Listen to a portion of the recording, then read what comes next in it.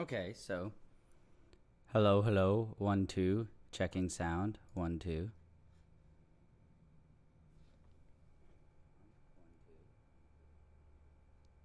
Check, check, 1 2.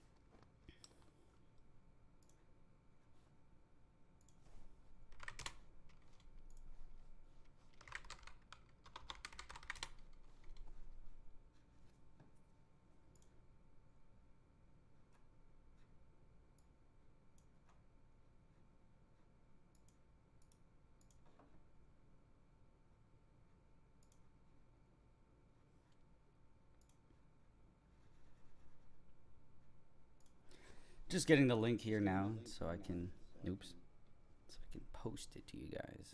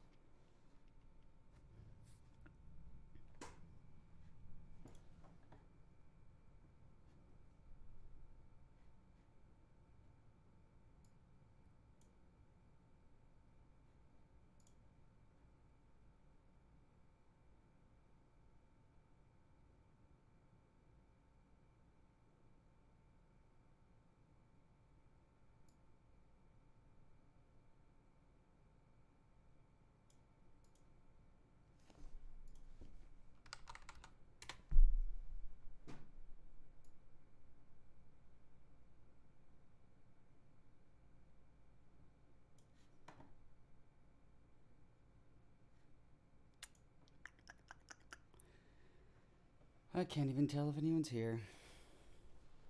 Don't really know how this all works.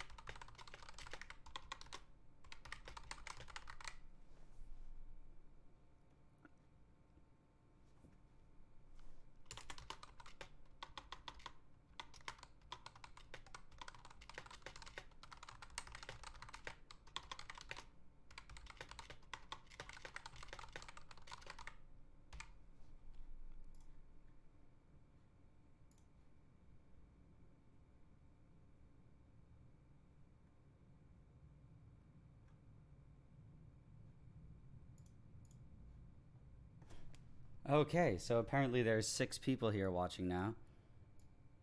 Oh, hi, Seb Bakanu.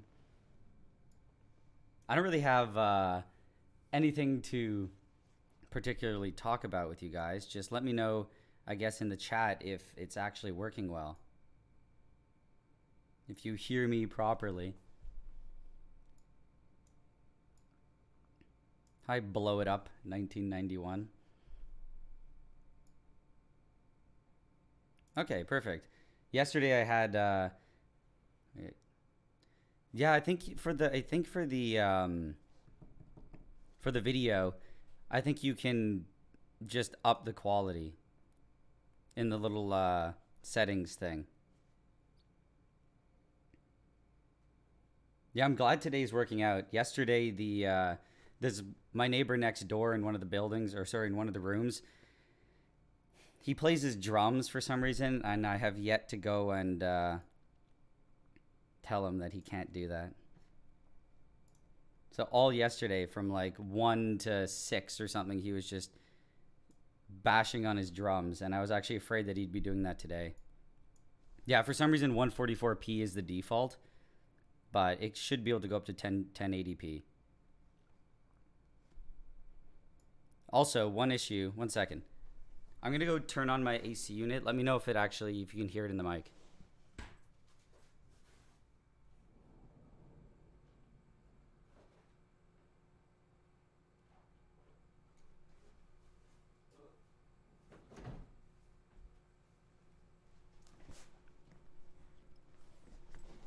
Hopefully there's not too much background noise. I shut the door. Oops. Yeah, I shut the door to where my AC unit is. But it gets so hot in here right now. Okay, perfect.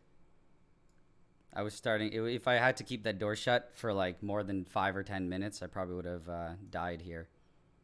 But anyway, I don't really have any plans for this stream. I'm still working on all the technical details because I don't really know how this is all supposed to be set up.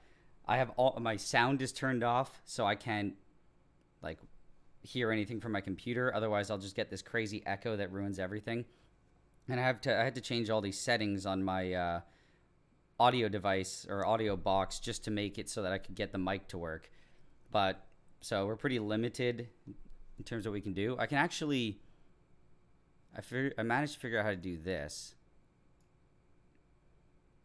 where I can show you guys what's going on the desktop, but I don't really have anything planned to really show you guys. So if you have any questions, just leave them in the chat, and I'll do my best to answer it.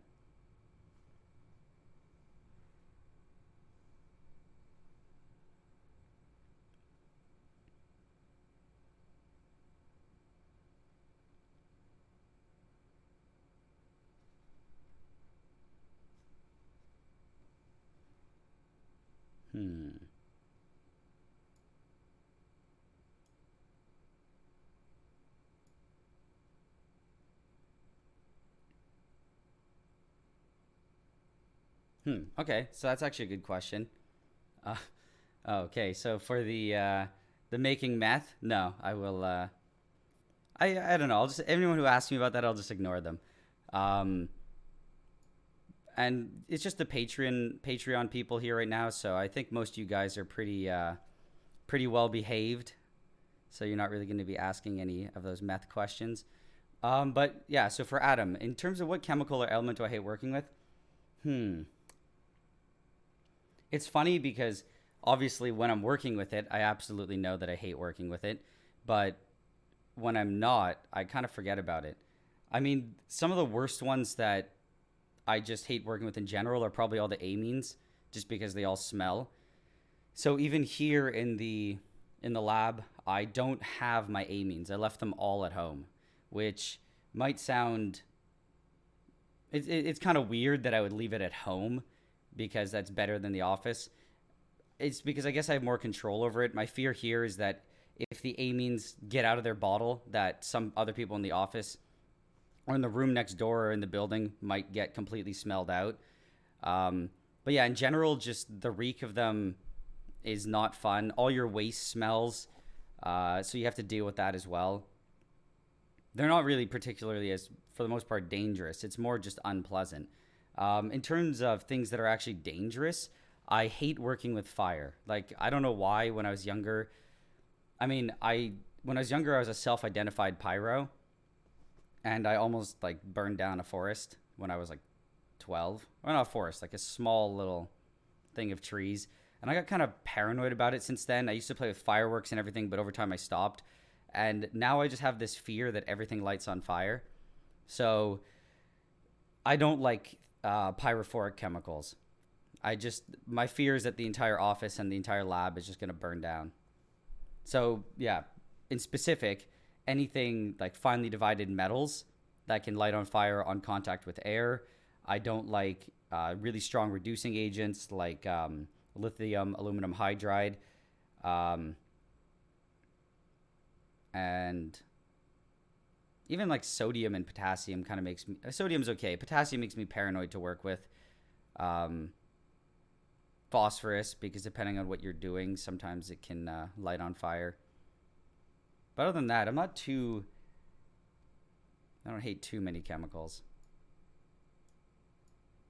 In terms of elements, I don't know.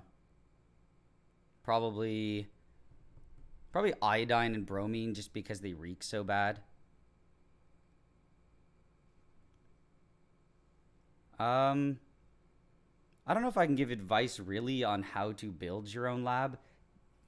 I mean, it really depends on what you're trying to do. Oh yeah, so I'm fluorine is something I've never worked with, and I'm not sure if it's something that I feel comfortable working with here. Just like how working with things like even carbon monoxide, I worked with it when I was in the lab, um, in the an official academic lab, and we were always pretty careful with it. But it's something you don't really want to mess with, and also just any of the poison gases are things that I don't really like working with. So fluorine being one of them, probably gonna pass for a while. I don't even like working with hydrofluoric. But yeah, so for advice on building my own lab, or sorry, your own lab, it really depends on what you're trying to do. I mean, I worked in my garage I started this channel when in 2014, but I started working in my garage between 2015, I guess, and up until 2018. So if you look at all my videos, I was able to do all of that in my garage. So it was just one bench, basically. So you don't really need like lots and lots and lots of space necessarily, or like a very complicated setup.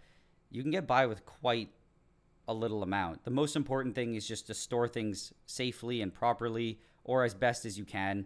Don't buy chemicals if you think it's going to burn your house down or you might poison people. Um, Always be careful with that.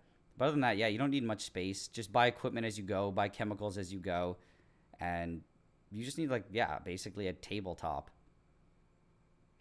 Unless you're looking to actually build your own fully fledged lab because you have all the funding to do that, because it's definitely not cheap. I would just say I don't know. I just bought stuff from IKEA and bought random stuff and put it together until it was something that I liked. So I guess in general, I don't have too many tips for that. If you're interested in doing your own chem stuff, just find a project that interests you, buy some chemicals, and work on it. Just don't worry too much about your setup. It'll all happen with time.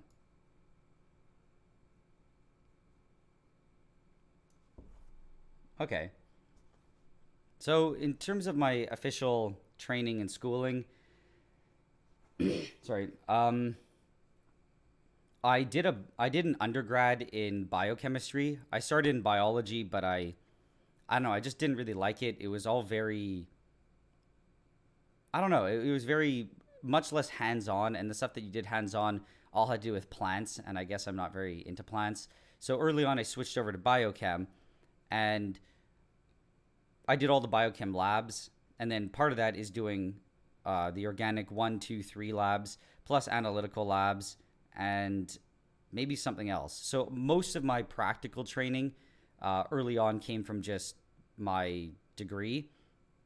So I ended up graduating with a biochem degree. I don't have a chem one.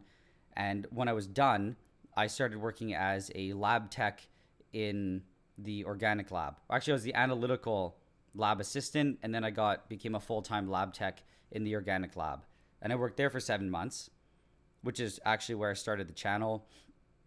I learned quite a bit. Like, you have to obviously learn how to run the lab, how to prepare chemicals, how to prepare reagents. Um, it does teach you quite a bit. And then what taught me honestly the most was just doing the chemistry myself and having people around me that could tell me what I was doing right or wrong. So if I needed help with, like, for example, I think it was, I'm forgetting the name right now. Oh, sorry, yeah, the Dean Stark. I didn't know how to use a Dean Stark, and I wanted to make a video on it. This is a long time ago. So I was able to just go to some colleagues, and they were able to just tell me how to do it. Then sorry, then after I finished my, I only worked in the lab for 7 months, and then I started grad school, and I did that for 7 months, and that also trained me. It didn't really teach me techniques as much as it did. I guess it was techniques, um, just how to do things like properly characterizing molecules through NMR, um, using glove boxes, Schlenk lines. It was a little bit more specialized, but I'd say honestly most of what I've learned is actually from just doing stuff on the channel and having good references and resources to guide me. But obviously having, yeah, that's the practical side. Sorry. Um, Most of what I've learned practically and doing all the projects on my own is from just doing them myself. But obviously, all of the background information I learned in school, which was very important. I think doing it all on your own is possible, but it's kind of hard when you aren't forced to learn everything. In terms of computational chem, when I was in my grad lab, we were all we didn't nobody in the lab did computation, but there was people in the other lab that did, and they would talk to me about it. But I don't know, it's something that never really interested me for some reason. I very much like just doing things like practically hands on, and I'm not even when I do my projects, I don't enjoy necessarily the whole planning aspect. I would rather honestly do it and fail and find out why as I did it instead of trying to plan everything ahead of time. Maybe I'm just impulsive, but I also don't have I don't have like the most knowledge on computational chem.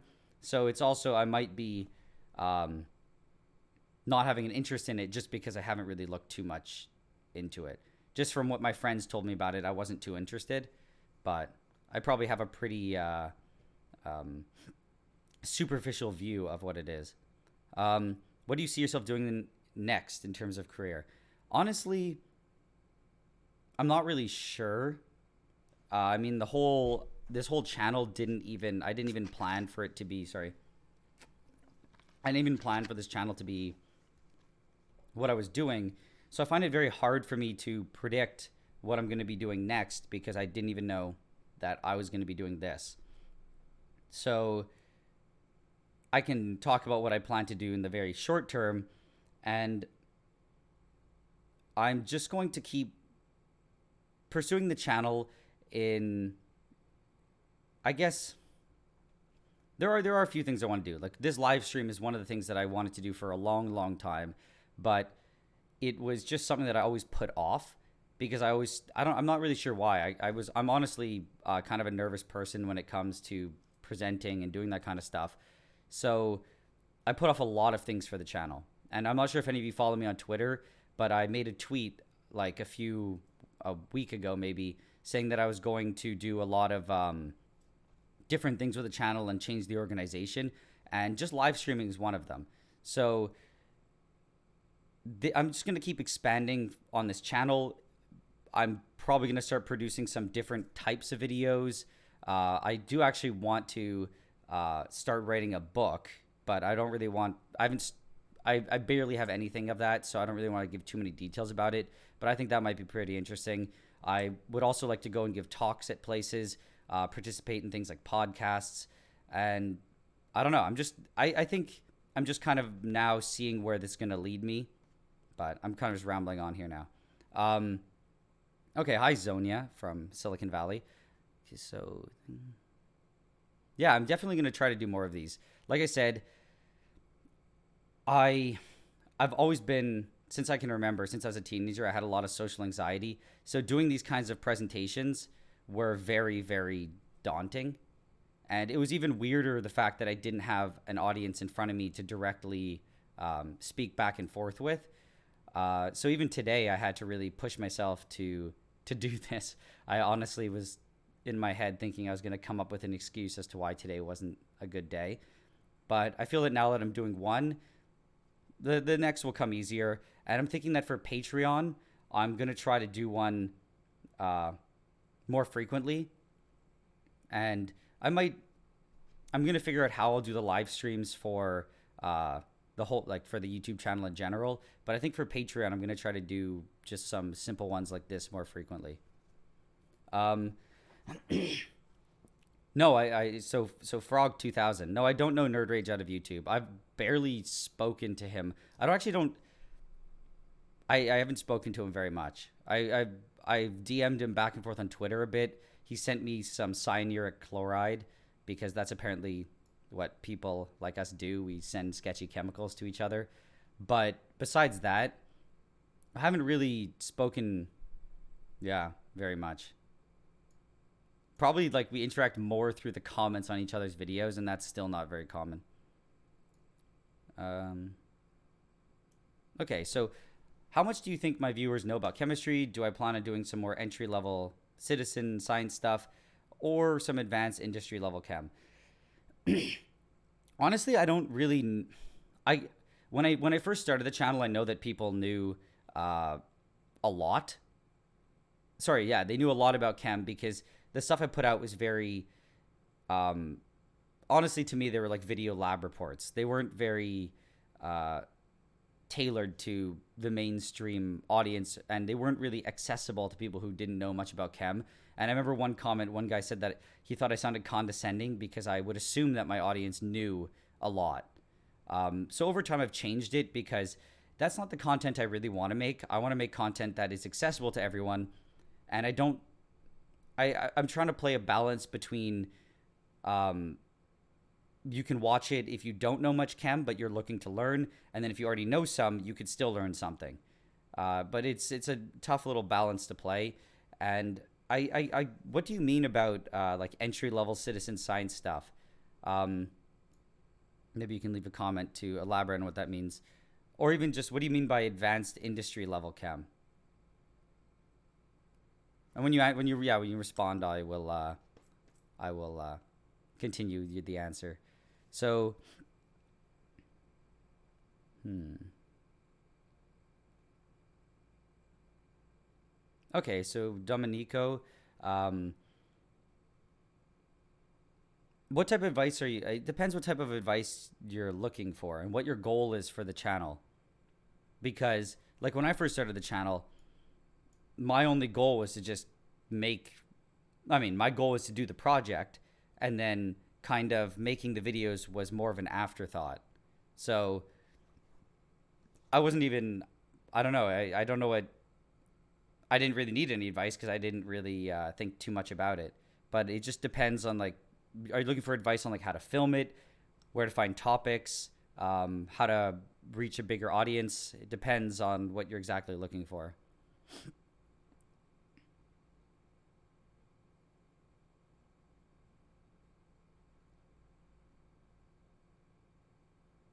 Okay, so Seb, so sorry, my throat is kind of messed up for some reason. My I get random laryngitis every so often, so excuse my constant coughing and clearing.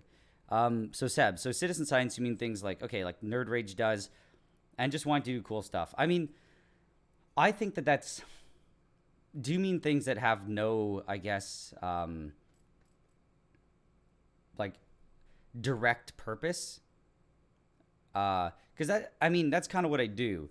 I only do stuff that I think is cool for the sake of doing it. Uh, like I've had people contact me to try to pay me to make videos for either their company or I mean you get the sketchy people who want to make drugs and stuff. But I've never accepted it because I'm never going to do a project that I don't want to do. I don't enjoy editing very much, so I'm not. I don't know. Like to me, the most important part is to actually enjoy the whole process, and then the editing part is something I put up with, and then I enjoy posting the video and interacting with everyone. But I don't even know where I'm going with this. Oh yeah, so I'm trying to like I guess defend myself. I only do stuff that I enjoy, but I'm not really sure what you mean. Like yeah, I kind of just rambled on there and forgot what I was talking about. Um, So, what's my favorite episode to plan, build, film, and edit? Honestly, it's kind of weird because even when people ask me the question, "What's the last project you did?" I kind of forget because I'm always interested in moving on to the next one. Um, but what's my favorite one to plan? I'm honestly not really sure. I feel like I have to go and look through my entire channel to see. What's probably one of the ones that I find the most fun to film and to do in general, though, are the everyday science ones, like making soap. Um, and I even the last one with the photochromism, just making those little bears that change color and playing with the epoxy resin. I don't know, just exploring the science of everyday stuff, but like very everyday stuff, like like I said, like soap. I don't know that I find that really interesting. For so like despite I find everything interesting, but for those I don't know why I found so satisfying to make all those little soaps and stuff. But if I looked at my list of videos, actually I should do that now. I'll look at my list of videos and I'll try to see. Oops. My computer's kind of a mess right now though, so it's kind of slow.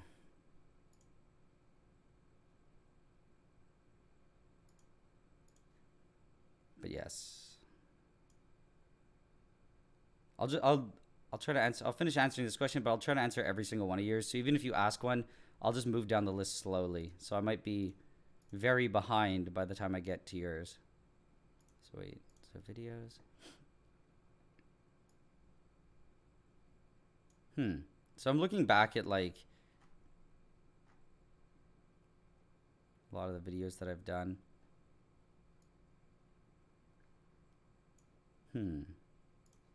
So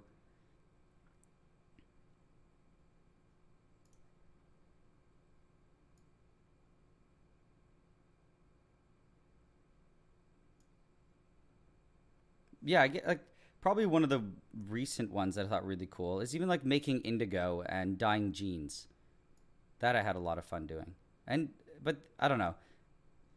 And even like making turning the paper into plastic. Actually, okay, no. My new answer for that question is I like every single one of my projects. I like some more than others, but I almost always like them. I'll never post or do a project that I don't really like. The editing is always a misery because it takes often way longer than the project does, and it like takes so much little tedious chopping and editing. So I never like the editing, but I always like pretty much the filming of all my projects and the preparation of pretty much all of them. Kind of a lame answer, but okay. So, in terms of the quality of your videos, you're looking for advice. It really depends. I guess the most important thing you can do is I always said that the reason why my channel became more popular than other chem channels at the time was literally because I used the camera stand and a high definition camera. At the time, I guess in 2013 or 2014, that really separated me from a lot of the other people. Um, but other than that, I guess it really you just have to learn. You just have to honestly make videos and just keep trying to up what you perceive as quality. So like when I first started, I made like these I didn't even all my I don't think I even used or showed the reaction that was going on. I just mentioned it. Then eventually I would type it in as a text and overlay it on the video. And then I got a chem program to make proper structures, molecules, and everything. And then I purposely film the video in a way that I can put it in. But it takes time and experience to do that. I think it's just more of a mindset of you just keep trying to make the next video better than the last. In terms of topics, you kind of just have to come up with them on your own. At the beginning, I looked at for a lot of other places for topics, but I think the most important advice I can give you is just like straight up curiosity. If you just, as you're working on a project, always question how it could be done differently, or how, yeah, like what some other offshoot of what you're doing, and you eventually just come up with lots and lots of projects. Over time, I just come up with all of them as I'm working on other projects. And also researching helps you come up with other ones. Like while you're researching one project, they might mention something cool that you can think of in another project. So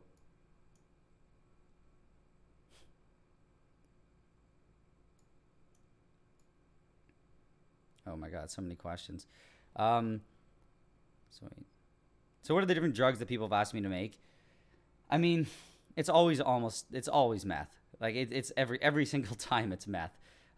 It's like people don't realize that other drugs can be synthesized and be profitable. So, yeah, I remember it's not that common. Like most people are just joking. They're like, "Show us how to make meth," but they're not actually serious. But I've had some serious emails and comments, and you get the ones that people think that I don't think they know what they're like. Sorry, they think that I won't know what they're doing. Like one guy can send me an email and go, "Oh, I'm looking to do a natural plant extraction. Um, what's a good?" And they try to like make it very vague. And then when I ask them what they're trying to extract and I prod at them, they end up telling me it's ephedra, uh, because they're obviously either trying to just get ephedrine or they're trying to use it to make meth. But I've had some people directly ask me. Nobody's really asked me to make like cocaine, PCP, or any of those other drugs. I guess they're just not as, they're maybe harder to make and less sought after.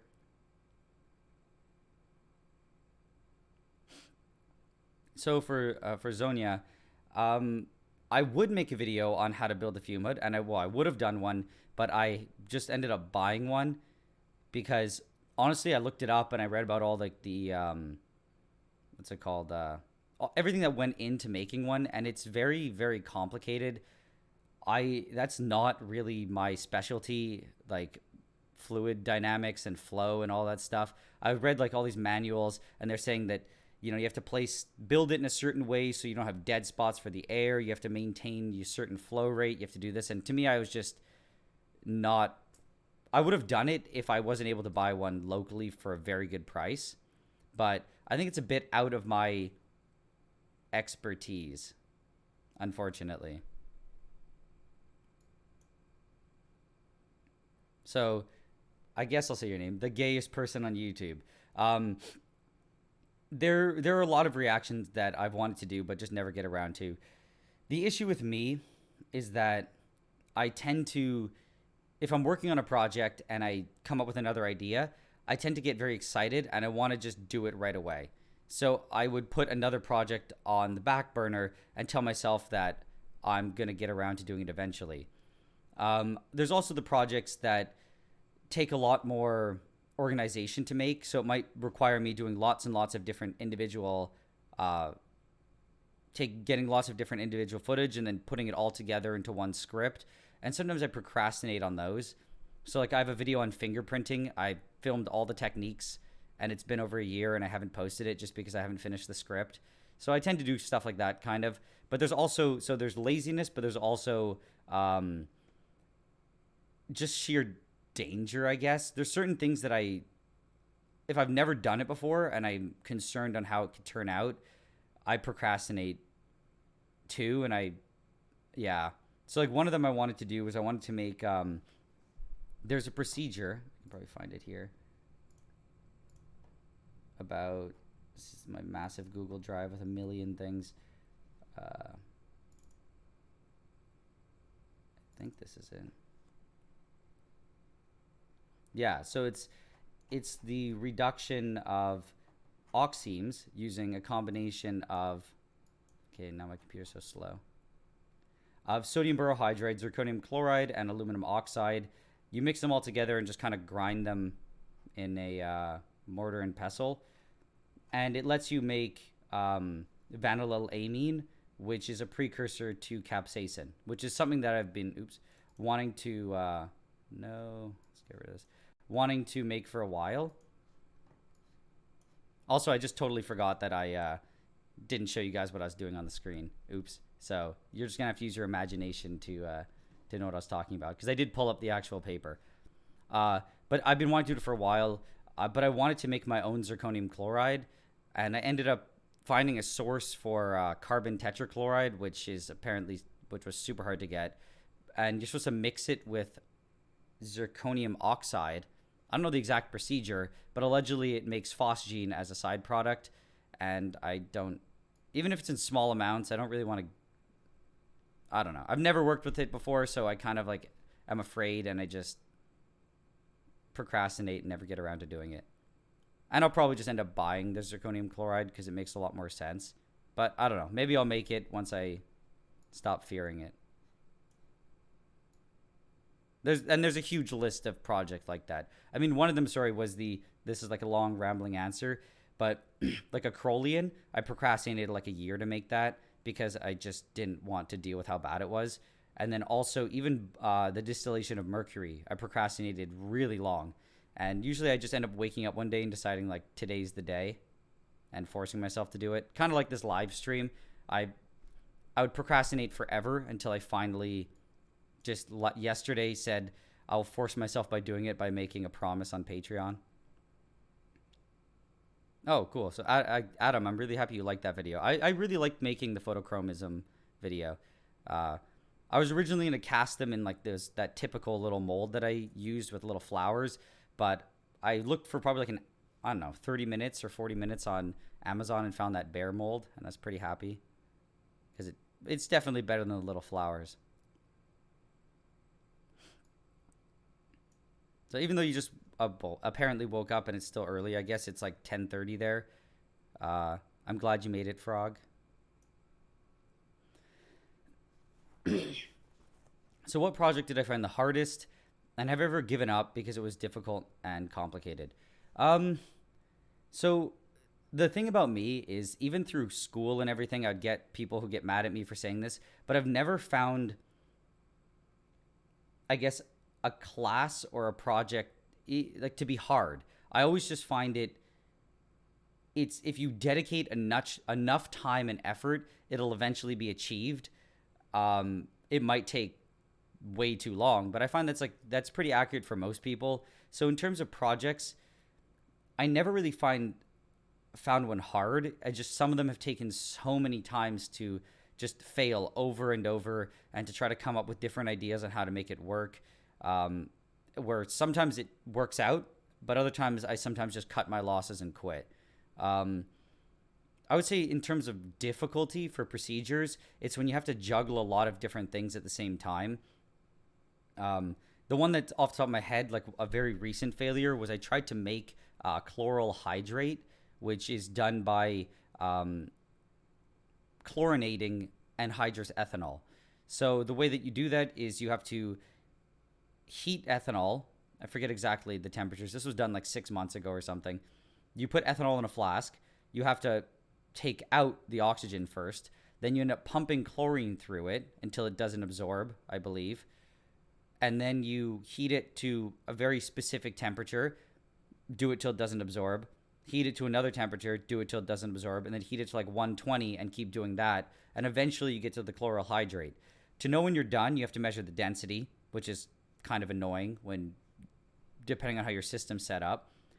It produces so much extra chlorine and a byproduct hydrochloric acid, so you're just pumping acid and chlorine out. On top of that, if you heat too much, you can get a chlorine fire where your ethanol actually lights on. It gets oxidized by the chlorine, and you get a fire in your flask. So it's not.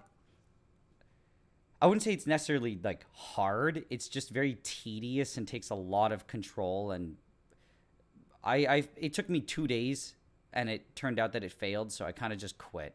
And it was just so much chlorine and acid. I just didn't think it was worth it. So I just bought the chlorohydrate, and then I used that to make the DDT. It also probably wasn't better. It's probably for the better because chlorohydrate's an illegal drug in the U.S., I think, or a scheduled drug. So it's probably better not to show that anyway. So Jake Brown, any plans to do aerogel?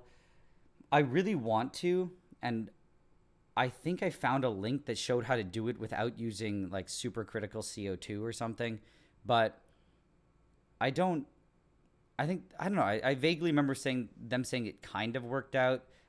So I'll look into it. But I always, for the longest time, I thought you needed like a whole pressure vessel and setup. So I kind of just never really considered it. But if there is another way, I would look into it because aerogels are pretty cool.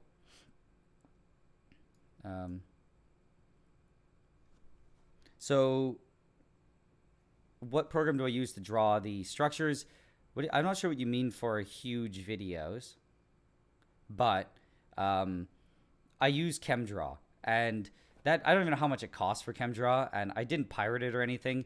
When I was going to school, we were all given free licenses to it, and apparently they just never they expire it every year, but I can still get them. I don't know if it's a benefit for being alumni or they just are lazy and don't take away my access to the program. But yeah, I just use Simple Cam Draw. I don't think it's on this computer though, so can't really show you. Um, so Seb, you saying the PET recycled to resin video coming along? Do you mean the like directly using the PET resin without mixing it with anything? If you do, then it's not really coming along. I haven't started it.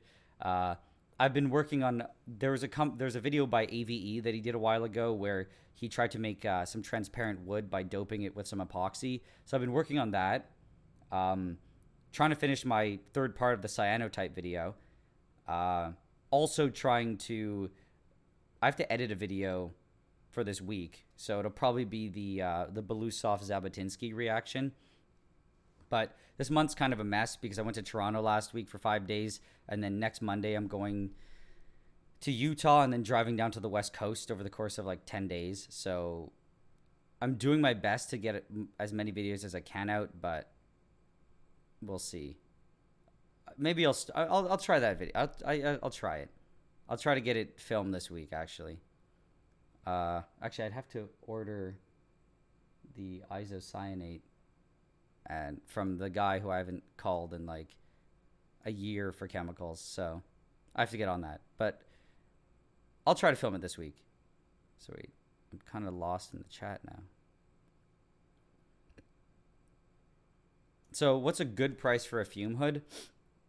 I mean, people like I don't remember the company names. They charge like $10 to $20,000 for a fume hood and blower combo. So, to me, something that's not completely unreasonable is a good price. I got my fume hood, my fridge, my oven, my centrifuge, and I think something else for $3,000. So, so if you actually were to add everything up and to, I mean, yeah, that's incredibly cheap. So the fume hood itself probably cost me like $1,000 or $1,500, which is pretty crazy. So I consider that a good price. Anything over a few thousand, it might be worth building it yourself. So microbial synthesis, Ari, what do you mean by that? Like, just using microbes to synthesize organic molecules? If that is the case, I've been wanting to do that because my background is biochem. So it's kind of funny that I have a channel about chemistry because I definitely know a lot more about biochem and in general about biological stuff. I did want to do it for a while, but as far as I looked into it, a lot of the things that I want to do, they all use proprietary microbes that they engineered themselves. But maybe there are some processes that I can do without it. And yeah, so to the gayest person on YouTube, I mean, the amount of phosgene I'd make is very small. So especially with the fume hood, I could for sure get away with it without any problems. The only issue is it's not a real fume hood, so it just blows it outside. So maybe the guy above me might get some phosgene. I'm laughing, but that's actually not something that I would ever want to happen. So I probably won't do phosgene.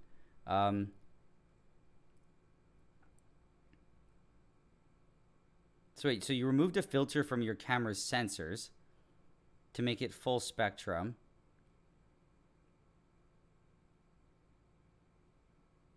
I'm not exactly, sorry, Zonia, I'm not exactly sure what you mean. Like, so, I mean, I guess what camera are you using? And so, like, how'd you remove a filter from it? And what do you mean by narrow wavelength lens filters? I guess, okay, so it's like, okay, but how does that make it more easy to capture frames from reactions? I'm not really sure. Sorry, it's kind of like the first time I've heard of anyone doing that. Okay, so for William Latinet, you came here just to tell me how to pronounce sieves. I've since learned the error of my ways because that video is every comment is just people telling me I don't pronounce things right. So I have since changed my pronunciation. So I you'll be happy to know that I've changed my ways. But if you look at my aluminum and mercury video, I will never pronounce it aluminium on principle. So I changed for that, but I won't change for the aluminum is always aluminum to me. I think also Nerd Rage calls it sieves. So people should go and educate him. Okay, Brian Lee, I'm happy to have you here. That's pretty big dedication to wake up at 5 a.m. Can't remember the last time I woke up at 5 a.m. to do anything. So Adam, what video have I regretted posting? I mean, I've never done a video that I regretted because I had to put so much time and effort into the project. But sorry, I'll rephrase that. Almost no videos have I regretted because I have to put so much time into the project, into the design and everything that I know that it will. I kind of know my regrets before I start making the video. So the only one that was kind of sketchy was my DDT, where I tested it on some maggots and some ants.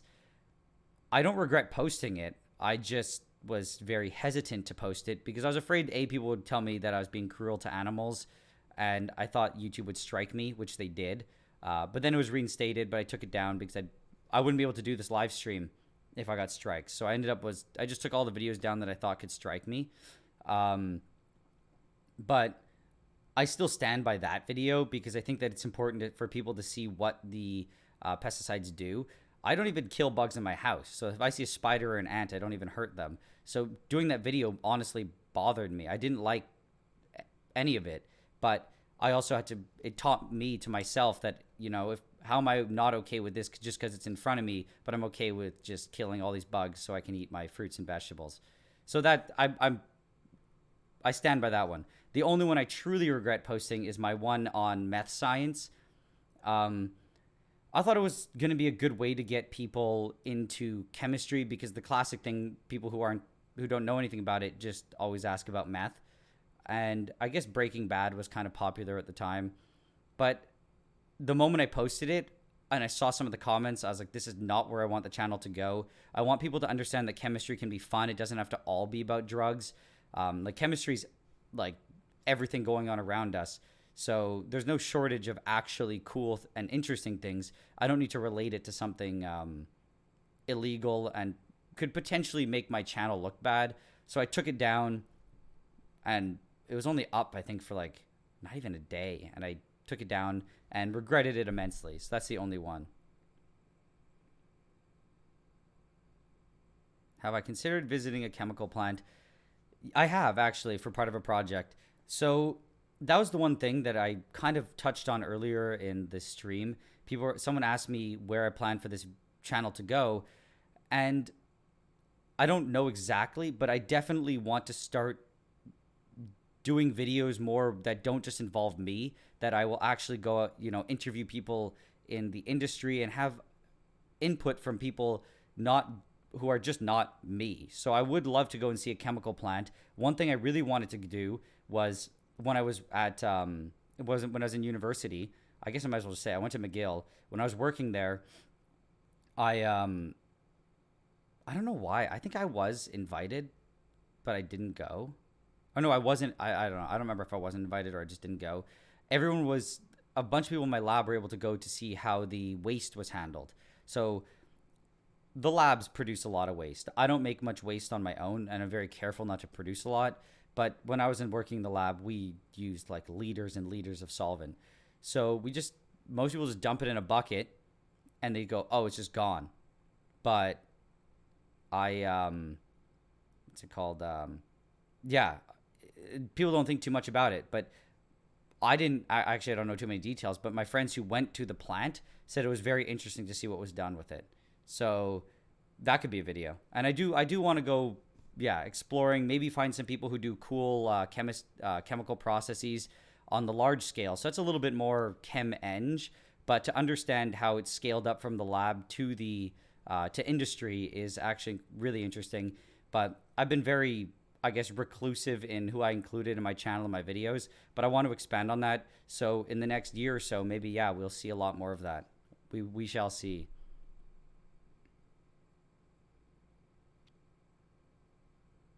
So wait, so 1 second.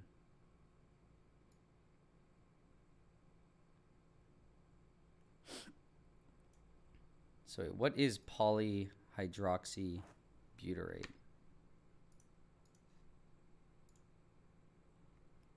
Probably will know what it is once I see it. Okay, yeah. Interesting.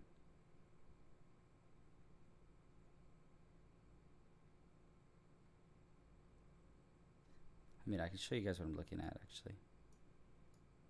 Oops. Hopefully this all works. Don't know how this program works.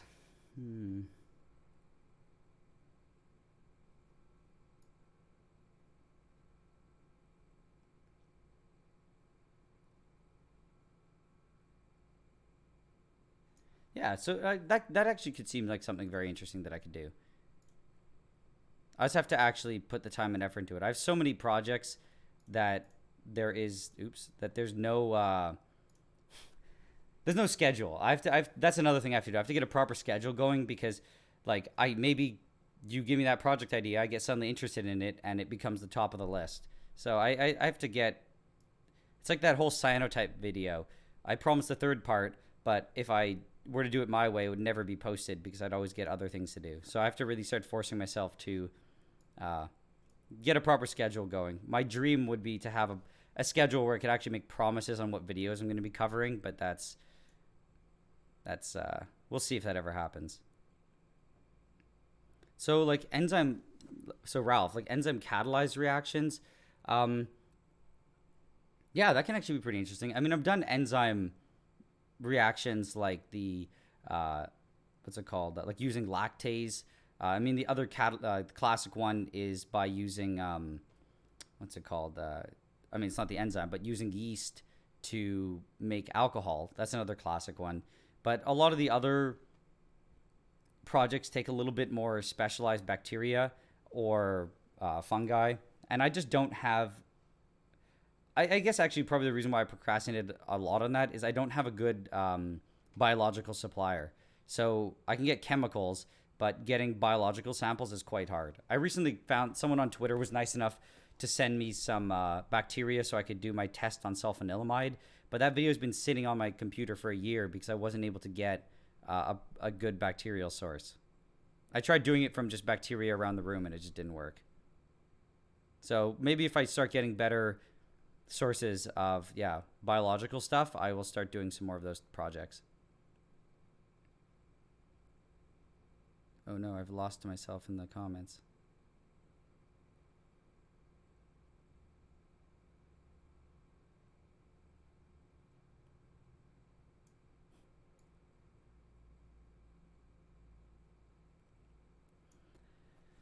Okay, so Martin, can I make a stereoisomer clean product like only RS? It really depends on the reaction, and it really depends on the research that's done behind that reaction. So there are many ways that I'm not sure what you know about this, but you can force RS depending on certain reaction conditions. And if you're lucky, you might be trying to make something that people have done research on, and they found a ligand that's able to force it primarily to R or S. But if let's say you have a mixture, the only way that we really did it in the lab was through HPLC. So I don't really, and I mean, I guess I could buy an HPLC, but here I don't really have a way. I guess I mean, there's a way to do it with just a regular column, but again, it depends on the actual molecule. Some of them you won't be able to separate, some of them you will.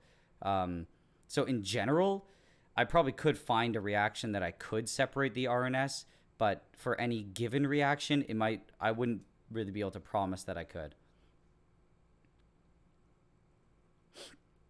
Oh, and William, no, I didn't think you were rude at all. So, I mean, in general, I've learned to not really take any comments seriously, and I figured if you came here to watch the live stream, You're not exactly someone who's just either you hate me a lot, or you were just messing around. So I didn't find it rude at all. Yeah, and in the lab, I don't know if it was weird. We always called it sieves in the lab, but then I looked online and I couldn't find anyone who called it that, so I just changed it. It's okay. I wasn't very committed to that pronunciation. Okay, so for the Canon 60D, uh, yeah, so so Zonia, if you do make some photos and send them to me, I think I'll better understand what you mean. But yeah, I know it makes sense for them to limit it within that range, obviously, because there's no point in taking, I guess, like UV and all that stuff. It would probably mess up how the photos turn out. But yeah, if you sent me a thing, and even if you sent to my email, I'm not sure if you know what it is, just admin@nilered.ca, I will probably more get a better understanding on what you're talking about. And yeah, so Steven, I don't really want to handle fluorine, honestly, just because I've never done it before. So I have um like if it's weird. Like for me, if I having to do something for the first time for me makes me a lot like makes me very nervous. Um and I would have to get a tank of fluorine, and I don't know, I always have paranoias about leaving pressurized gases in my lab.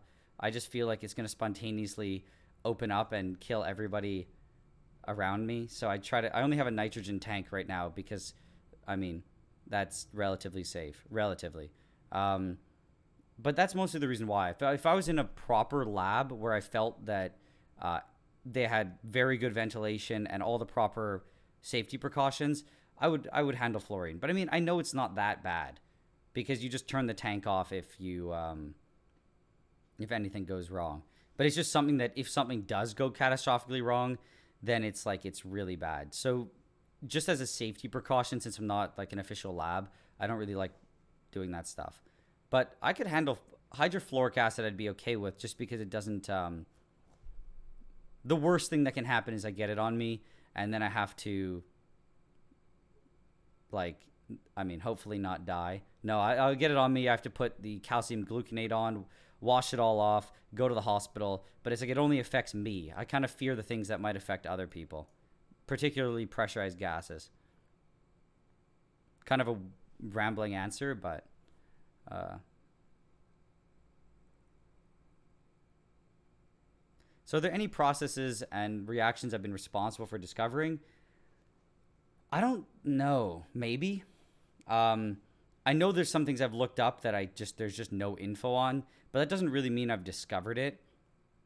Um, yeah, I don't really. And then like the gayest person on YouTube here says annihilation.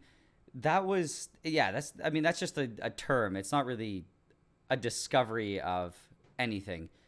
I've probably stumbled upon stuff that no one's ever done before, but it's just not very. I mean, plenty of people do it. Like when I was working in the proper academic lab, I always did. Everything I did, no one had done before, but it was kind of like no one cared either. So it's like whatever. I think the one thing that I have done that no one's done before, it's not really like a huge achievement, and Nerd Rage is there with it, is that just filming reactions. There's a lot of reactions that have never been either filmed at all or filmed in high definition. So it's like the only, and then posted publicly. So it's like some of the videos I do, they're the only public record of that reaction in video form. So every time that happens, I'm pretty proud of that. But that's also not like a crazy achievement, just filming it. So why did I get into chemistry beyond just liking chemistry? Um, it's something that I've always wondered, like why I was actually into chem, because I never really was into chem. I don't really know. Like I did my whole degree and I just ended up liking the chem labs a lot, and I randomly just started working in them, but I never was like, and I did always like organic, but I never really was into the practical stuff. I was never just trying to like necessarily do stuff with it. What really happened was, ever since I was young, I always liked little projects, and it just so turns out that chemistry is a hugely diverse, sorry, field, and since it governs so much of what goes on around us, I was able to just do lots of projects I thought were interesting, and I would say they more. I'm not doing them because they're chemistry. I'm doing them, and they happen to be chemistry. Um, so when people say like, I see people go, oh, I love chemistry just like you. It's kind of weird because I don't know if I truly were like, I don't know if I'm really hardcore into chem per se. I just more like what it can do, and I like understanding the science behind reactions of everyday life. Uh, Probably not the most concise answer there, but and yeah, what did I hope to do with my degree before it happened? I don't know. I wasn't even going to go into anything science related. I mean, I went to grad school for several months, but I went to grad school, I left, and I was planning to go into business or something because I just didn't find that I really liked research. I went into my grad for chem because I'd gotten into the channel and figured I like chemistry. I don't like biochem work. I find it very boring. So that's why I didn't go into biochem. I had friends who loved it and went and became like researchers and everything, but I just never really had an interest in it. So I was honestly ready to drop everything. And when I left my master's in 2015, for like a year, I was doing the channel and just kind of like looking around. I did a business course. I was thinking about going to business, but I just didn't really know what I wanted to do. So what did I hope to do with my degree before this happened? I hope to do whatever I could do with it. I didn't really have any idea. I didn't have any hopes. No hopes or dreams. Sweet. So what would I say to people who want to go into chemistry but aren't sure what they can do with it? It's hard for me to answer that, and I honestly laugh because I get some questions from people who they email me, ask me for all that help, and I'm like, I didn't go into chem. I'm not in the chem industry. I don't do what a typical chemist does, so it's very hard for me to give advice on that because I never did it. But that's not to say that there's anything wrong or not good about it. It was just not something that I really particularly enjoyed. I just didn't find. I found that if I was going to finish my master's degree, it was just because I wanted the degree, and when I was done, I was just going to not do chem, like in industry or anything. I think it might be just that I was probably influenced a lot by my channel because I really liked the idea that I could work on any project that I wanted and I can do what interested me. Whereas in the lab, you're kind of it didn't help that I was in a project I didn't really enjoy. So all that together made me leave, but I just don't have advice because I kind of pieced out from that program. There's plenty of stuff you can do with it though, and like I have friends who work at chemical companies and they love it. You can go in it depends on what chem you're in, but you can go into research, you can go into industry, you can develop drugs, you can do a lot of stuff. There's plenty of things to do. I just didn't do it, but if you do the little research, that's something you like to do. There's definitely a lot of stuff that you can find. Okay, so you live in an apartment, but you still want to get into chem. Honestly, you just have to be very careful with the projects that you do. Never do a project that you think might hurt other people. So like I said just before, that I didn't want to work with fluorine gas. It's because I'm very conscious about the people around me and what could go wrong. You always think, what is the most catastrophic thing that could go wrong? Like if you're doing some crazy thing on your stove and if I mess up, my whole kitchen lights on fire and I burn my apartment down, then that's a bad idea. If you're creating some really caustic gases and you're just trying to blow them out your window with a fan and you think, if I spill this beaker, then maybe my floor needs to be evacuated. Don't do any of that. But there's plenty of projects that produce no gases and no smell and aren't flammable at all. So you really don't have to worry for those. And I'd say that there's a lot that you could do. Even ones that produce like small amount of like solvent vapor, you can still do those. Just have like good ventilation. Make sure that you're completely cycling the room of the air so that you don't build up to a potentially explosive concentration. But like you can do things like make soap. One of my favorite projects was making soap. So you can just start with simple stuff like that and scale up with what you feel is safe. But the important thing is to always be safe. So have I considered a furfural distillation from plant material. Um, I guess my question is, why would I want to do that? I'm not really that uh, knowledgeable as to what furfural is used for. I guess it's a feedstock of something, but I guess I could look it up. But I'll let you tell me what it is. Um, yeah. So Brian, I don't know. It seems that the lecture, like, sorry, that your lecturer just maybe was working with people who pronounce it that way, and that's the way that it went. I don't know. It seems like there's a mixture between some people who think that it's perfectly fine to say it like sieve, and others who are completely put off by it. But I don't really know where either of them come from. Sieve is definitely the more proper way. And yeah, so fluorine chemists have the most amputations, probably. And I'm not really looking to lose any body parts. I mean, fluorine's probably okay. You obviously just don't want to breathe it in because that would just be terrible. Um, but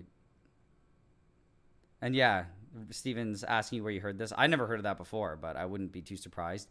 I know that in the lab, I had a friend tell me that he knew a guy who worked with hydrofluoric acid in the old days, like the 30s or the 40s, and he was missing a few fingers because um, he got it on his finger, and they didn't allegedly didn't have the calcium gluconate or anything to put on it, and so he allegedly cut his finger off or something. I don't know. Now that I'm saying it, I feel like that's just made up. But I do know that they were missing limbs in general, just because the procedures for dealing with that exposure wasn't as good as it is now, and it's still not ideal. So Mark Bryant, have you ever thought about doing slow motion? Um, I have, and it's like, if some people notice, over time I started doing things like time lapses. It takes a lot. Every like small thing that you do takes a lot of actual extra time. So it's like, if I decide to do a time lapse, I have to take all those individual photos, and then I have to separately put them into my program, render it into a video, and then produce it, and edit the photos, take out the ones that I don't like. Sometimes there's flashes that are, or dark spots that appear because a shadow goes by. It takes a lot more effort. So I would like to do it, but I think the issue I have now is I record in 4K 60, and that's not fast enough to what's it called? To really do proper slow mo. You need like 120 frames per second. So I've always wanted to get a high speed camera, but then again, that takes a whole bunch of separate footage, and on top of that, I need to actually get the camera, which might be pretty expensive.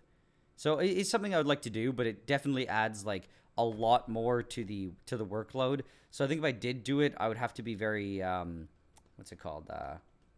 Selective in what I use it for. So it wouldn't be every single time something happens in a reaction, but it's definitely an idea. I just don't know how affordable the cameras are, depending on how slow I want to go. Um, have I ever considered investing in cryomat and small reactor? I don't actually know what that is. Never heard of that. Obviously, cryo has to do with something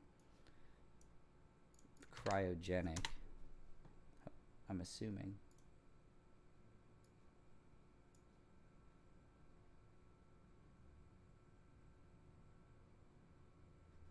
I don't know if I found the right thing.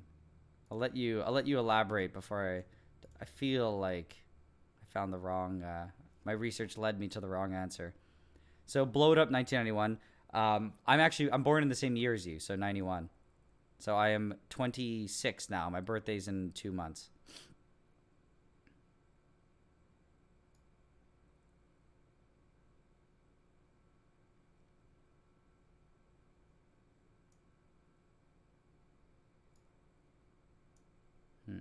Okay.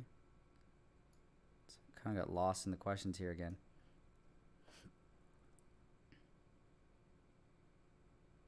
Wait, so Steven, when did I say that I needed it to synthesize stannous fluoride?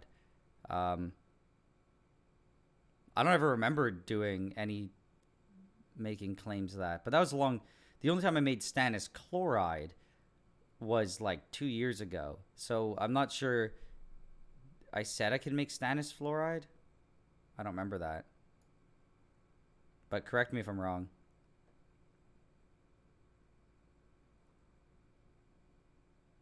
Yeah, so Ryan C. Johnston. Honestly, it's like I would say that.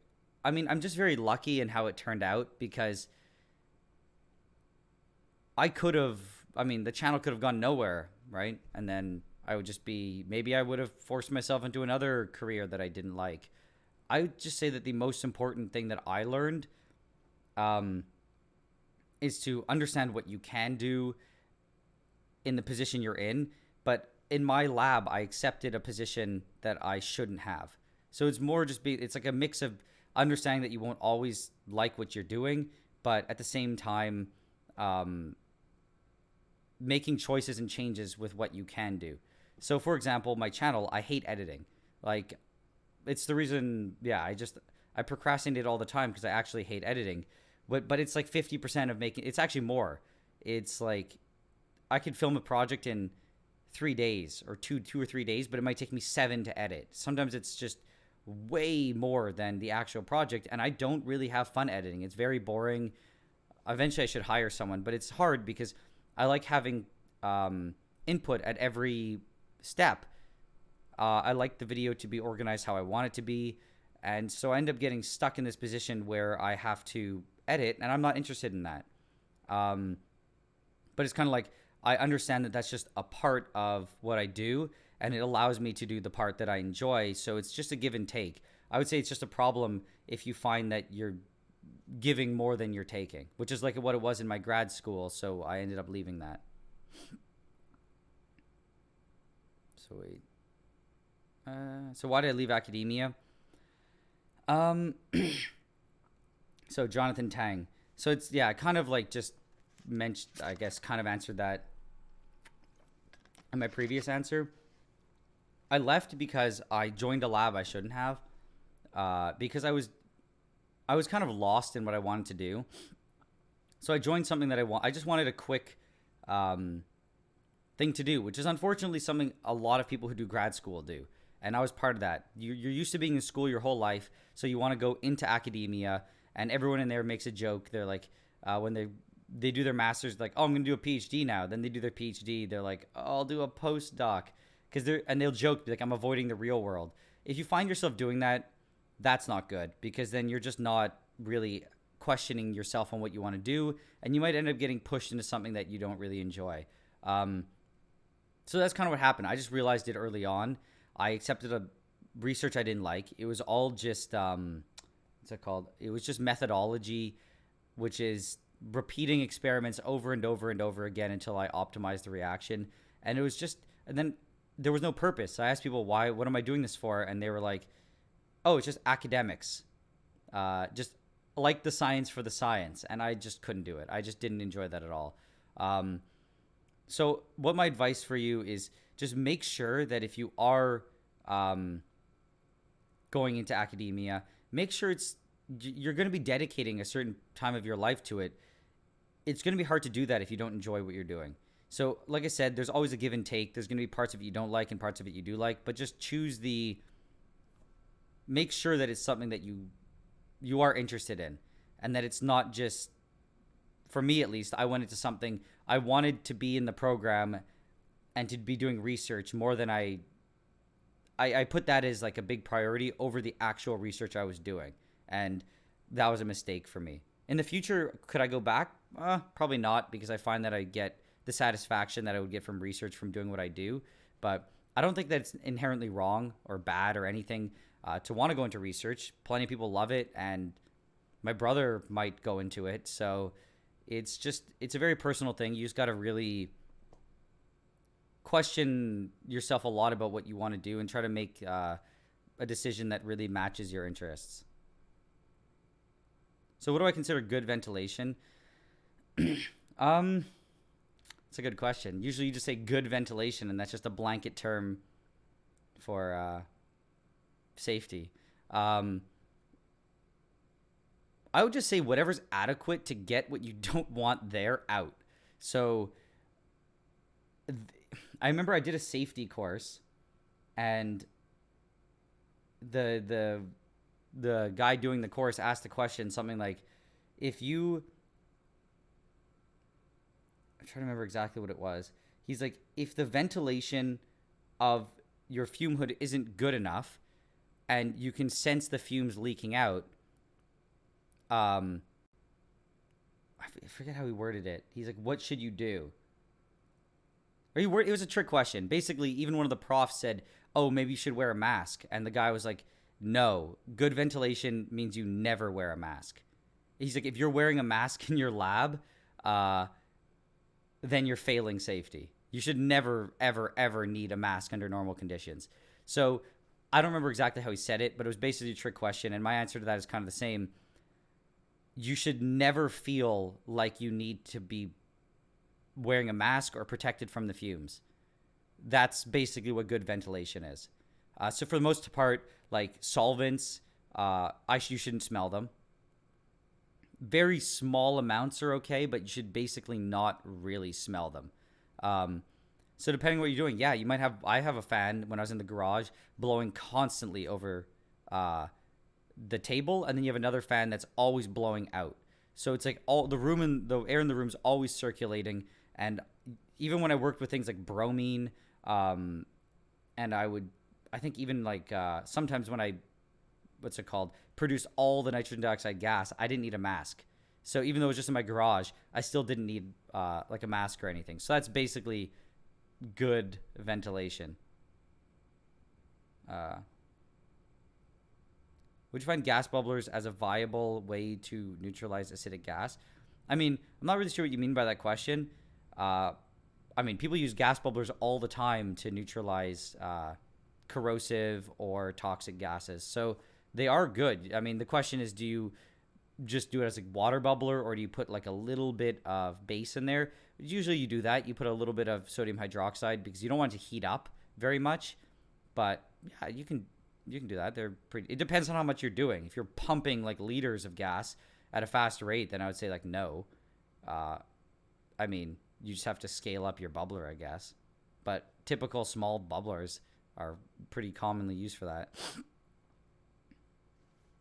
So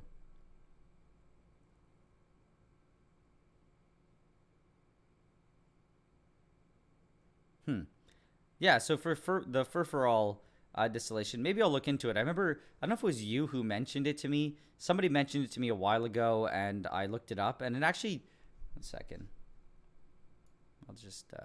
I'll look it up again, because I think, oops. I think I looked,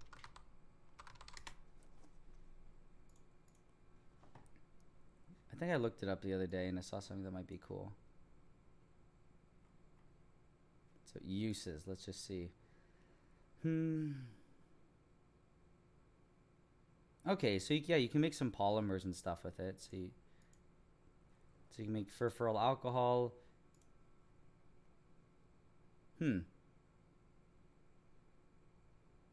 Yeah, so that actually seems pretty cool.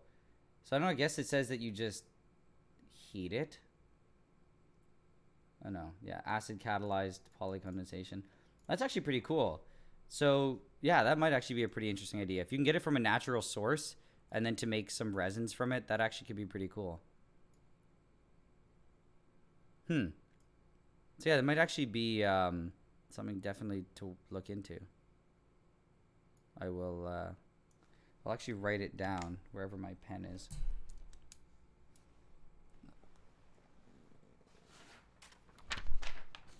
I normally write it down like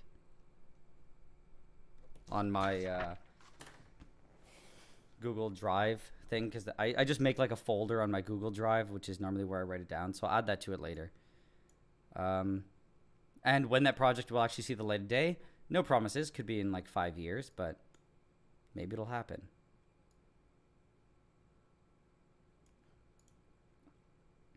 Yeah, so I like this as saying that there maybe could be a community lab space in Seattle. That's actually a pretty interesting idea. I just wonder what the legality of it is. Like for this lab space here, I wanted to do a thing where I could have people come in and I mean, obviously on days that I'm free, and then teach them some chem. They can try chem themselves. But it's like, I don't know what the legality of doing all that would be. And then for me, it seems much more legit. But if you had a community one, it might attract some negative attention by law enforcement. They might think you're doing some weird stuff in there. Hmm. Okay, Steven. I vaguely remember that. Yeah, so for Ryan C. Johnson, that's again it, and that's one thing that I didn't mention either. Like, there's always the balance between like money and interest in your job. So, like for example, I have a cousin who was a very he did very well in school and business, and he got his MBA and everything. And in his class, when he graduated, he went into a lesser paid consulting area just because he loved it. He still got paid very well, but he was saying that his friends who went into consult for uh, the the oil industry and stuff, they got paid really well. But he says every time he talked to them, they would talk about how much they hated their jobs. So it's definitely like a very big balance on like pay and everything. But I think you just got to keep. It's I would say that, I mean, I don't know how old you are, and I don't really want to be giving advice to someone who's older than me. But I would just say that in general, um, it's I if from my limited experience, it's never too late to really explore other options. Whether you don't have to like quit anything, but you can explore other things and interests that can sometimes help you. I don't know, get through what's going on, and maybe it leads to new opportunities. It's kind of like how I was working on my channel on the side at the same time while I was doing grad school. And then eventually the channel took over and I was able to leave grad school. So it's like things like that can happen. You're not necessarily like just trapped where you are.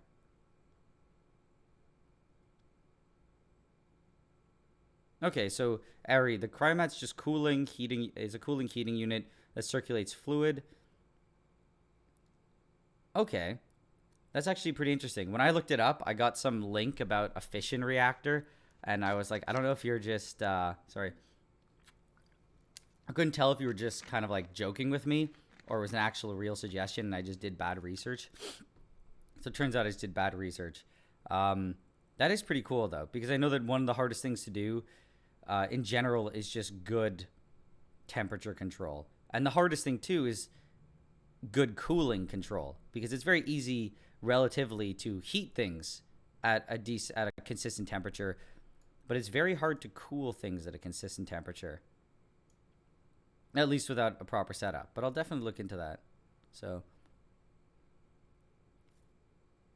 yeah, so for Ryan C. Johnson, my long-term vision for the channel, I'm not sure. I want to keep doing it, but it's the content definitely is going to change slowly, just like how it has since the channel started.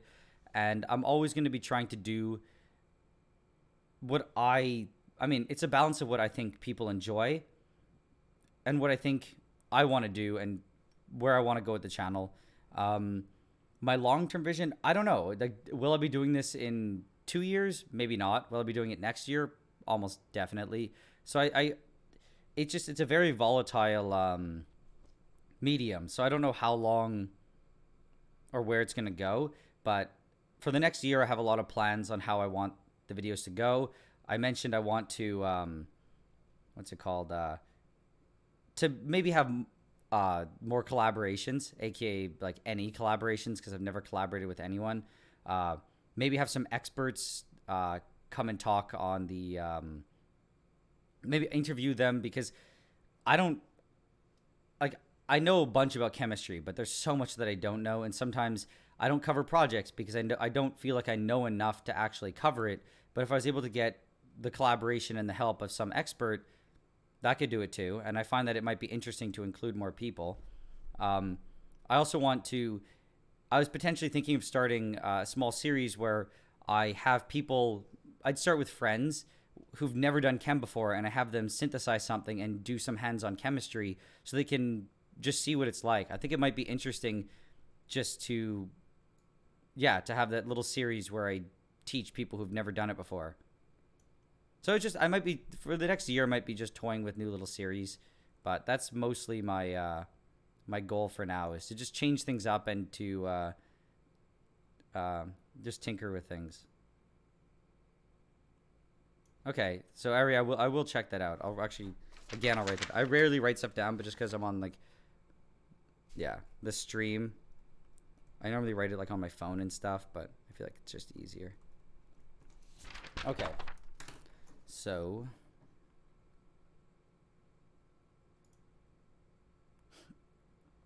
yeah, so Jonathan Tang, you have plenty of time to figure out what you're doing. While you're doing, if you're just done high school, you have so much time to do your undergrad and to do like lab work in your undergrad, and you'll see what you like. Like, you'll see if you like it. It's kind of like people who want to do medicine. They are forced to basically do at least probably like 50 hours of volunteer work in the hospital, and some people just realize that that's not the profession for them. So I think that it's impossible for you to really know if it's something you'll enjoy until you do it. Like I said, I've had friends who thought they were for sure going to do it. They do some research and then just peace out. But then I've had friends who, yeah, I've had friends who weren't sure, did it, loved it, and that's what they're doing now. Like, it's kind of something you just have to try and see.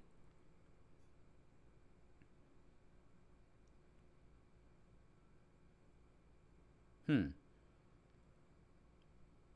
Okay, so I can make THF. I'm not sure if I do that for a video, but that might be actually pretty interesting. I have a bottle of THF though, so I don't really need to make it.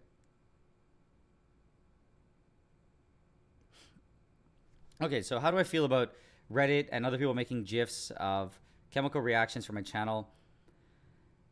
Honestly, like, so the way that it works, I guess, is anybody who produces media, you go through like this phase. When you first start, you're just happy that anyone even cares about what you're doing.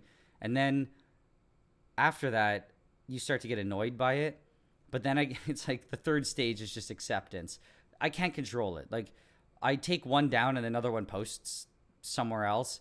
And unless I had a team of people, like some of those people who, like talent managers or whatever, promised me that they'd be able to do all that stuff. But I don't really want to work for or to be involved with talent managers. And I don't want the risk of people getting their stuff taken down that I said they had permission for. So I kind of just let anyone post anything as long as it doesn't compete with the medium that I use. So one thing that annoys me is when people post it to Instagram, like they take literally my video on Instagram and then post it on Instagram. So, I mean, like, that's a little bit sketchy. But Facebook, I don't really care about, and I've given up trying to like police it. And in general, when they actually reference me, it does well for me, or I think it does. Like, it's at least something. But people who steal it on YouTube and Instagram kind of annoys me. But like the GIFs, I don't know. You can't really stop it. You kind of just got to let it happen. So yeah. So for, I don't know how to say your name, Lelsgrad. Yeah, if you do let the government know beforehand, it should be fine. And obviously, I guess in my head, when people said community lab, I thought it would just be like a free for all of whoever can show up. But you'd have to obviously have a controlled list. You can't just have people having random access to chemicals. You have to make sure people are trained. Everyone have to have their proper safety training to know how to dispose of chemicals. Because if some guy just starts pouring, solvents and toxic stuff down the drain, that would be a little bit sketchy. Am I interested in electronics? I used to actually play with a lot of electronics when I was younger. So I used to solder a lot, but I never really was like in depth about like actually how electronics work. It was just more like I can make like a little circuit with a light bulb and a switch. But I would say I am kind of interested in it. It's just, again, kind of a realm that's separate that I've never really explored. So it's hard for me to get really into it, but it depends on what type of project. If a project necessitates it, then I'll probably do it. Oh yeah, so Zonia, like a lot of YouTubers do make money off merchandise. The issue with me is that I'm just like, I don't know. I've always been so poorly organized my whole life that it's kind of a miracle I can even run the channel. Um, so getting like all these merchandise and all these other things started, I would love to do it. I'm just super slow and disorganized. I actually have my mom working for the merchandise stuff. So anyone who orders beakers and stuff, like she packs it and takes care of all that. Um, but I think I should definitely start doing making some sort of starter kits. And I've had messages before where they say if you make like an adult one and a kid one, it could definitely be something that would be worthwhile. I just have to actually, obviously, do it. Actually, I'll write that down too. I'm uh, like this month or this year, I've decided I'm gonna uh, do all the stuff that I've. Or I just might as well just leave it here. Do all the stuff that I've procrastinated and neglected over like the last year or so. So maybe I'll do it.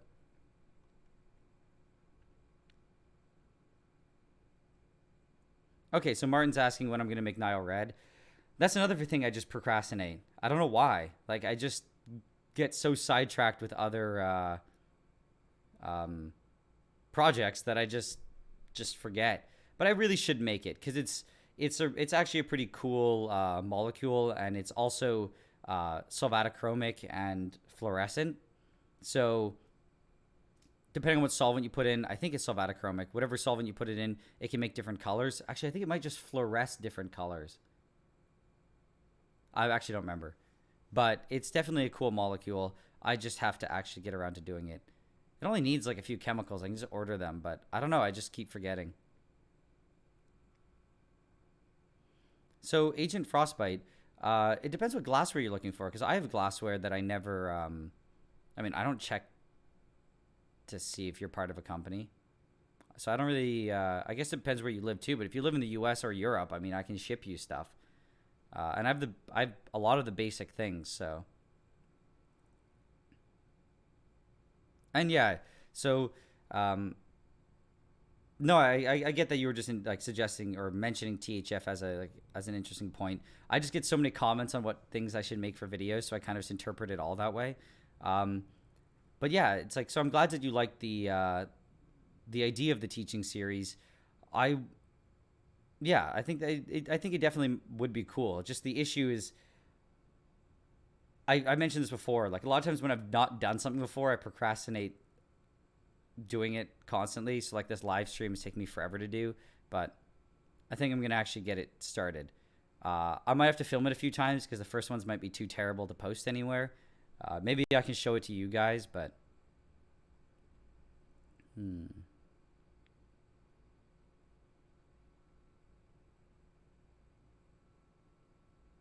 Yeah. So like for the community thing, it is a cool idea to split costs for the rental space.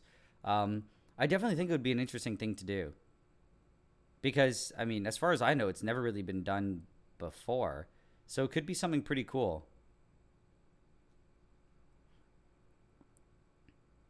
So Agent Frostbite, when it comes to glassware, it's kind of like a lot of things. The quality is a little bit, um, I don't know, quality is a very subjective term. So if you look at it, you just have to know the actual um, chemical makeup of the glass. So they all have to be borosilicate, and I don't remember the exact composition, but as long as they're all borosilicate and the company is relatively competent, the glass that you get at Pyrex should be basically the same that you get from some Chinese company. The one thing that I do like about Pyrex is they're all very thick. At least the ones I have, they're very nice, heavy duty beakers in general, which I like. But that's also can be a bad thing because when you heat things, the very thick glass, it can sometimes be more prone to cracking. I think so. Depending on what you're doing, you may or may not want like very thick walled stuff or thin walled stuff, but that's less so of a quality concern as it is just preference. But there's a lot of Chinese glassware. I have so much like my Mercury video was Chinese round bottom flask, Chinese air condenser, and Chinese receiving flask. So I was boiling mercury and condensing it using pure Chinese glassware. And once I did that, I learned to trust the quality. And it's like all my glassware that I have is all made in China, but it's like I've been using only the beakers, the round bottoms that are mine, uh, condensers, everything for like well, the condenser's less so, and the round bottom's less so, but the beakers for like over a year now, and I've never had a problem. So, yeah, eBay is a very good source.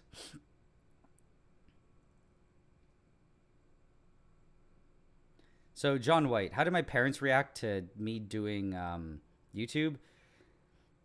Honestly, they didn't really say much of anything. I don't know. My dad has always been very. They've always trusted me because I have two brothers, but they've always trusted us academically and to know that we're going to make the right decision because we've always just done, I guess, just been responsible with school and stuff in general. So when I said that I want to continue doing YouTube videos instead of the course, my mom was okay with it. I mean, I was still telling her I was looking for other stuff, but at the time I was making, I think, barely just above minimum wage, I think, or just below minimum wage. I don't remember. So that doesn't really count the money that goes into making the videos. But when she saw that, I was like, why would I go and work somewhere for minimum wage and then not work on the channel? I could just produce more videos and potentially end up making it more of a career. It doesn't really make sense to go and try to find even a low-paying lab tech job in the meantime. And then eventually, once she saw that I was actually able to survive on YouTube, she got used to it. And now they're totally fine with it. But even now, like, we all think about it, and it's still weird that I do YouTube.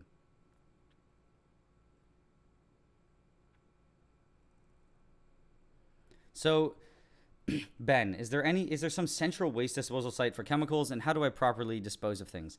Uh, I mean, what do you mean? I just pour it all down the drain, right?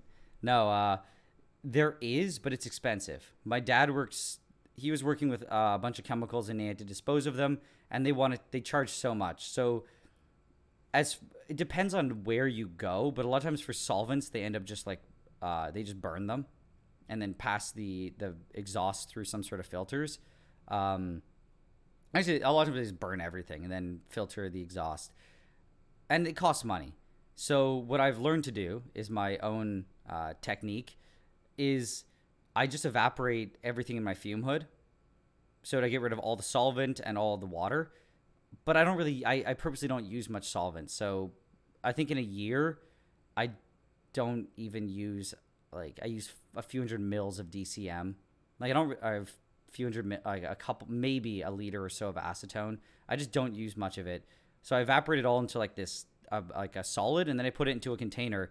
And I figure I can store it there for years until I actually have to pay someone to dispose of it. So like mercury, I have a bucket and just a bag with all my solid mercury waste.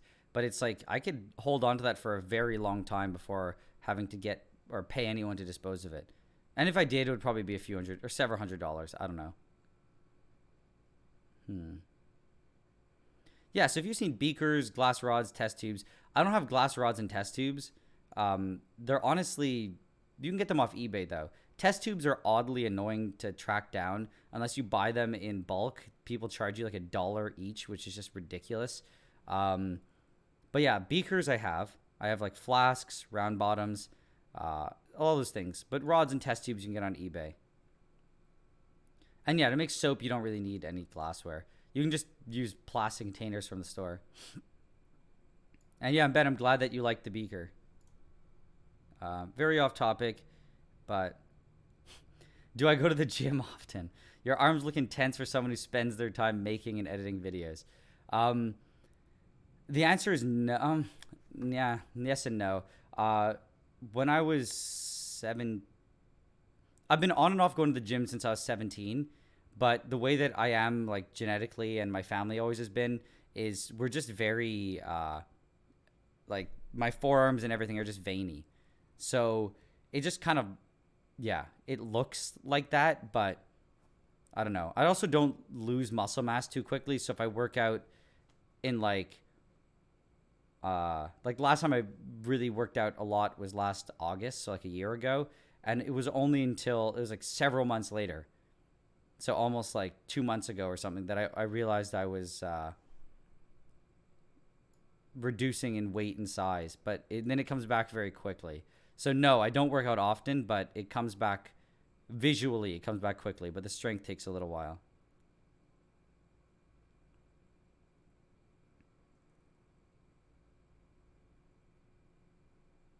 So Aaliyah, I'm glad. Yeah, I'm glad that you made it.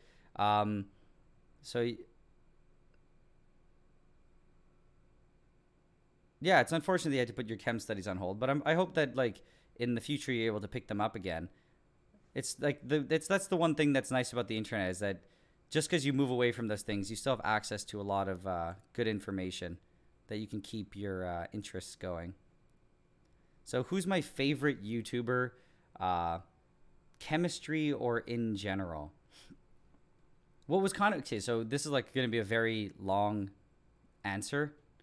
Um, oh, kind of long. So for the longest time on YouTube, I only watched really Nerd Rage and Cody's Lab, and even then, I wouldn't catch up very much on Cody's stuff because he posted so many videos.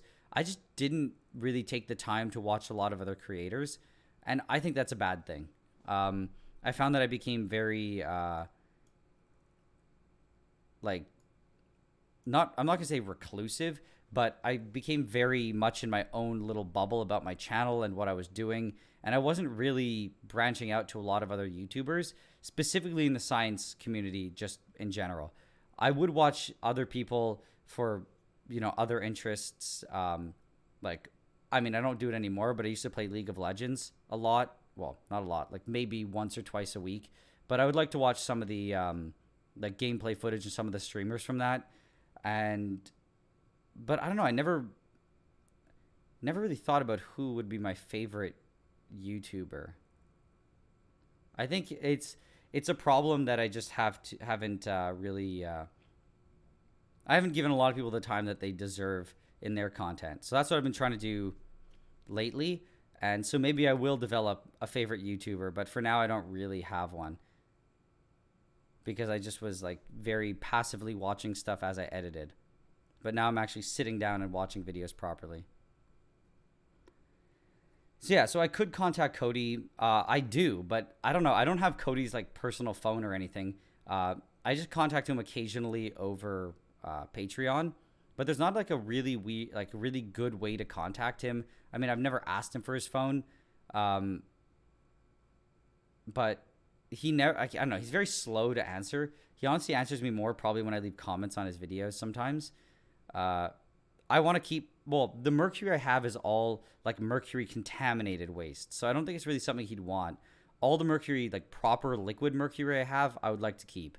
I mean, especially because I just bought 1,000 tilt switches, so they should be here eventually. Each one of them has like a little drop of mercury in it. I don't really know how I'm gonna get them all out. I'm thinking of just blending them or something because I just wanted to. I'm gonna be making. I want to make mercuric iodide because it's thermochromic, and I want to make it from iodine and mercury, but I wanted to get like an easy to get source of mercury. But with that being said, I'm just like getting. I just bought so much mercury. I don't know how much it actually would be though. I mean, at least 100 mils or something. Maybe I don't know. Whatever. I'm not getting rid of my metallic mercury. I like that. So what does my day-to-day schedule look like? It really depends on the day, and uh, sorry, I'm just laughing at the mercury smoke. Yeah, it's definitely. I'll let the dust settle before I open the lid. Um, but so what does my day-to-day schedule look like? Honestly, I've really come to the conclusion in the past, like literally few days or a week, that I need to have a proper schedule because the whole time when I made this channel, it was always when I just had time. So I would always just put the time in when I could, but because I never developed a good schedule, I would always just make it whenever. So I kind of just like would wake up. Now I wake up and I know what I have to do based on what I did the day before, and it can be random stuff. So it's like today, I just decided yesterday I wanted to live stream today. So my schedule today was come into the office, clean up the lab because it's a huge mess, um, finish up a little project I was working on. Like I said, I was trying to make the transparent wood, and the pieces were curing on some glass, so I had to pry those off. Um, I did, yeah, and like then I was like, okay, prepare for this, figure it, tinker with the details, and then live stream, and that's basically what I'm doing now. And then it's like after this, I should write a script for a video because I want that video to be out this week. But I kind of just plot things like what I'm doing today and what I'm doing the next day. But that's not exactly the best. Yeah, it's not exactly the best way to do things. Because, like I said, people mention things like the kits that I could make, and I've mentioned those other project ideas. I just never do them because if I'm only planning things a day in advance, then nothing ever gets done. Because I'm always just focused on what I did yesterday, so you never are able to make long-term plans. So it's not exactly business-wise the best way to run things.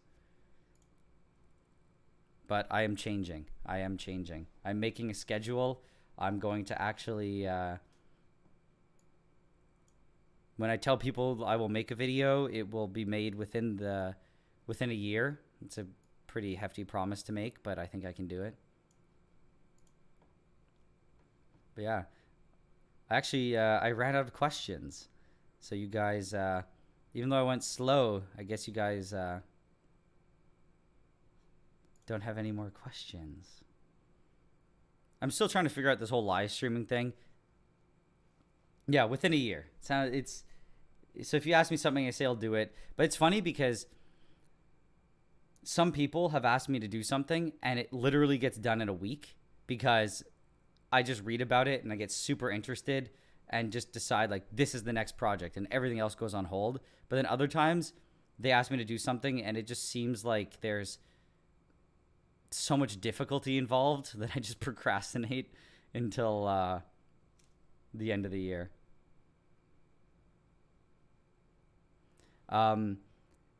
Yeah, and one example too is like I want to do. I really like the photography. Like actually, when people said what's one of my favorite projects, it's all the photography stuff. I really, really, really like the cyanotype stuff, and maybe I'll show you right now. Oh, sorry, it's so hot and sweaty in this office right now.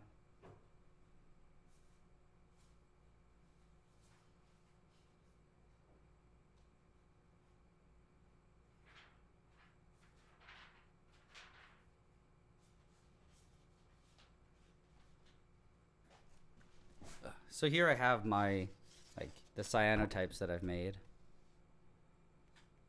And this was one of my favorite. I posted one to my Instagram, but this was one of my favorite projects that I did.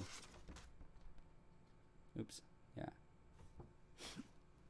I like doing those things, and I want to get into like pinhole. I guess it's pinhole photography with developing using a silver-based developer. That's pretty cool. So yeah, you see, I know I have a list of videos that I filmed and didn't edit. How long is that list? I usually hover that list around 10. I don't know off the top of my head what they are, but usually it's about 10. They've been dwindling now because I've been having to put so much effort into getting like the photochromism video that I posted last time.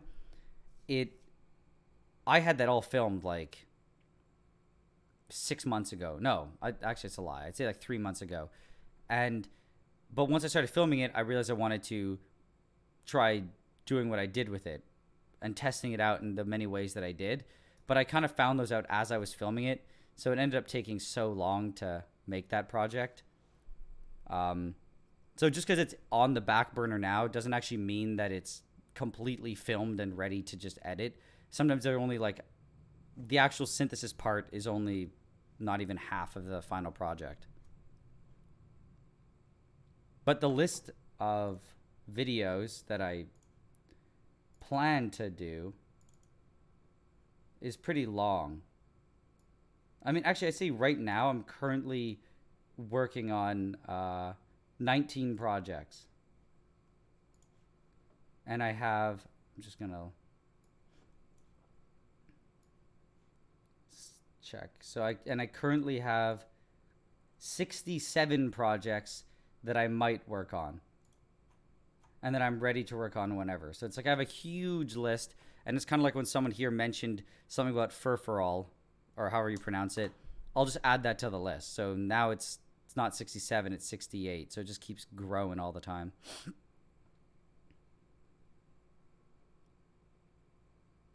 Yeah, so Ben, like, it's funny because on your side you see it as it all being fine, but on this side it's a total mess. So I guess that's kind of like I purposely do it that way, but it's I know that people perceive it as being like okay and fine, but when I feel, for example, I've wanted to do this live stream for 6 months or more, and then every week I tell myself this will be the week, and then I don't do it. It's more that it bothers me than it actually makes affects the content, because there's so many projects I want to do, but I ended up just sticking with what I know how to do. So, like I said, this whole live stream was so hard. I spent all day yesterday trying to set it up, and the audio was all messed up. And it's just so much easier to stick with what you're doing. And just, I'll just edit, I'll write a script, I'll make a video. But then you never end up really doing the things that you truly want to do. And so it's more, yeah, it's just frustrating for me. But I guess that's like at the core of what procrastination does for most people.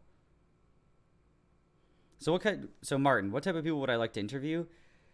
It depends on what type of content I'm doing. So for example, like one project I've wanted to make for a while is a cloud chamber. And actually, one second, I'll show you something.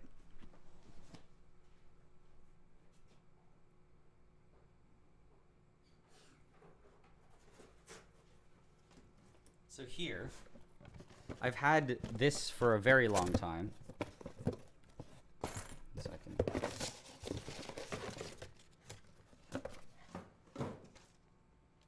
I guess. So I've had this for a long time. I ordered my radioactive uranium. So I got this like nice piece of uranium, and it's supposed to be, I think it's 35 certified 35,000 counts per minute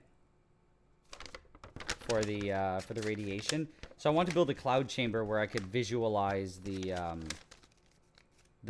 particles, but it's, to me, that's very out of the realm of what I do, and I didn't want to just make a video where I showed you guys, or just say, oh, you're seeing the particles, and like give you a very basic explanation. So like, for example, that one person I'd want to interview would be someone who's more in the physics or phys chem realm, who can give you guys a better explanation, or to at least consult with me to allow me to make a much better explanation as to what's going on. Because I feel like if I did it myself, it would be a lot of just regurgitating what I read on like wiki and stuff, because that's really not like the particle physics and like all that other stuff I don't really know much about, honestly. So that's a project I've been putting on hold, and I could interview people like that, or I could just flat out it depends like what type of project I'm doing. I don't know if you're talking about the ones where, actually I guess you're talking about the ones where I would just go and interview people. It might be cool, like there's some industries around here that do chemical recycling, so going and interviewing them and asking about the process could be cool as well. So it's kind of a long-winded answer, and I kind of forgot halfway through what I was even talking about, but I hope that kind of answered it. So do I plan to continue the Edible Chem series? I do. I mean, I never plan to stop it, so it's kind of just an ongoing thing. What do I have in mind? It's kind of, I don't really make the Edible Chem series with it in mind. It's kind of like I make a I do. It's kind of like I come up with an idea though, and then before I film it, I'm like, could I eat this? For obviously the food related ones, and then I turn it into an Edible Chem project. One that I want to do that was simple. Well, actually, I'm gonna see my list. I actually don't have many planned.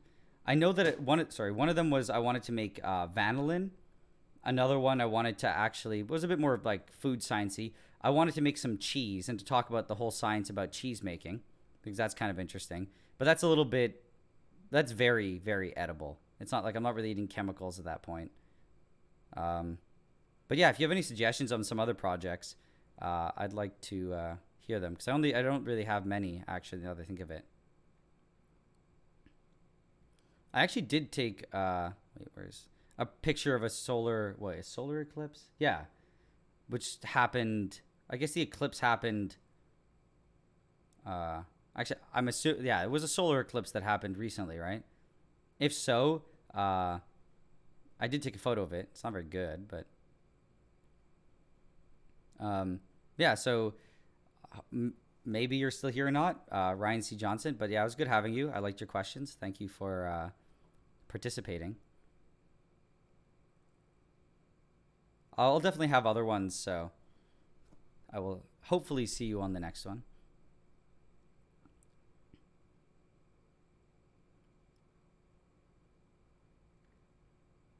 Wait, so Agent Frostbite, you're saying your mom found out because she doesn't want you making soap?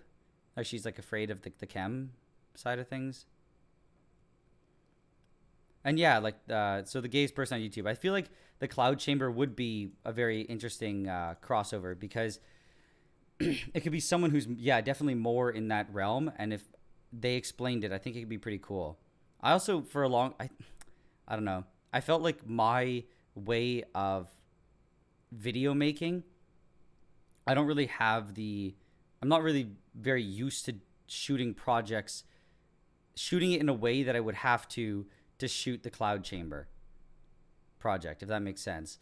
Because a lot of what I do is just like my hands and very just in front of the camera and with a narration. But for putting the whole Cloud Chamber together, visualizing it and doing all that, I feel like it needs like a camera person to do that to make it more fun. So that's also why I've been procrastinating it. Hmm.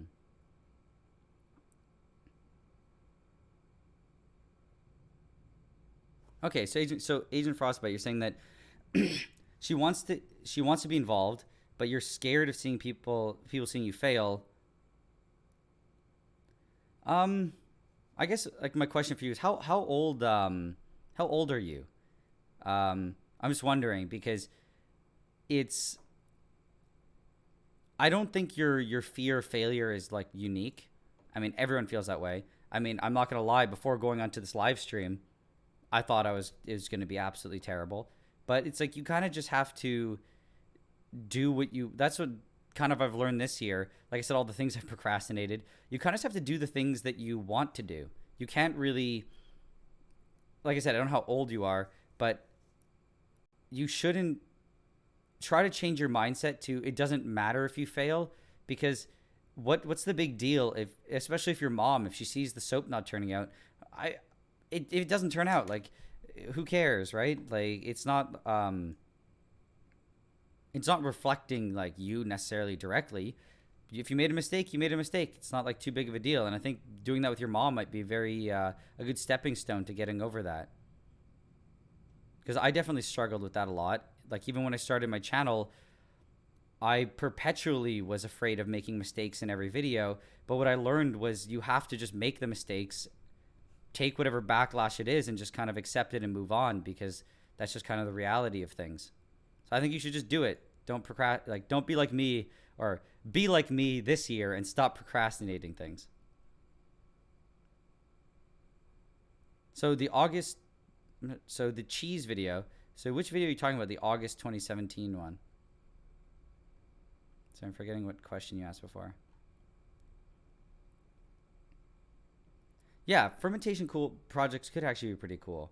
I mean, I don't really I haven't really had kombucha or kombu however you pronounce it, but I've had I mean I really like pickles and kimchi. I want to get into some food science too. I honestly feel like it would be hilarious if I hosted like a little cooking video, um, where I go into a lot of the science and like make it kind of in the style of the videos that I do now, except go in depth about the science of the cooking process and everything. The problem is so many reactions are going on, but I know the classic things are. I mean, it's a physical process for how noodles are cooked, where they're being hydrated. But it can still be interesting. But then there's also the Maillard reaction, which is the reaction between proteins and or amino acids and sugars, which gives you the browning of like bread and stuff, which is very important for taste and like a lot of cooking. But I think it'd be pretty cool in general to do a video like that. Maybe, I mean, it'd be a big project, like making a whole meal. Yeah, and showing the science between like making pickles and everything. Yeah, like what Martin's saying, like making cider, beer, yogurt, and all that stuff. There's an incredible amount of chemistry that goes into food, and I think that's pretty cool. And yeah, Fluffy Death. So you feel the same way about like when you cook? I would say that, yeah, and like Agent Frostbite, you're saying that you're 17. I would just say it's not a big deal. Like, for example, I got flack for this because I would be eating dinner with my parents, and midway through the meal, I just turned to my mom and go, this is terrible. Like this, I don't like this. This is bad.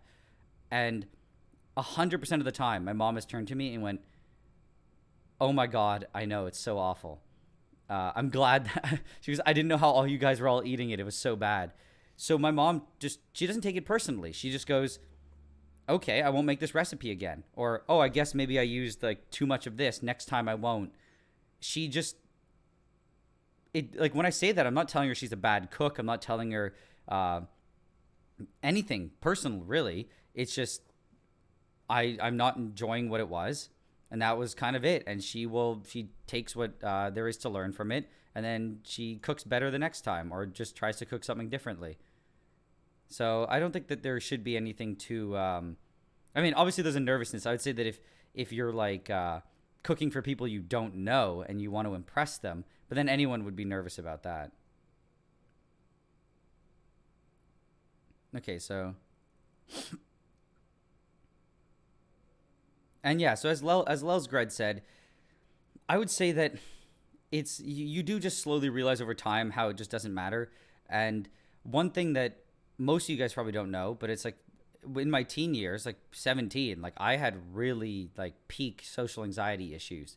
So even something like this live stream then would be absolutely impossible. But even doing it now is kind of a way for me to get over it. It's like I was very nervous before going on to stream like this. Like I said, I thought it was going to be a catastrophe. I thought I was going to have nothing to say. I thought I was going to be clearing my throat every 2 seconds and that it would be annoying.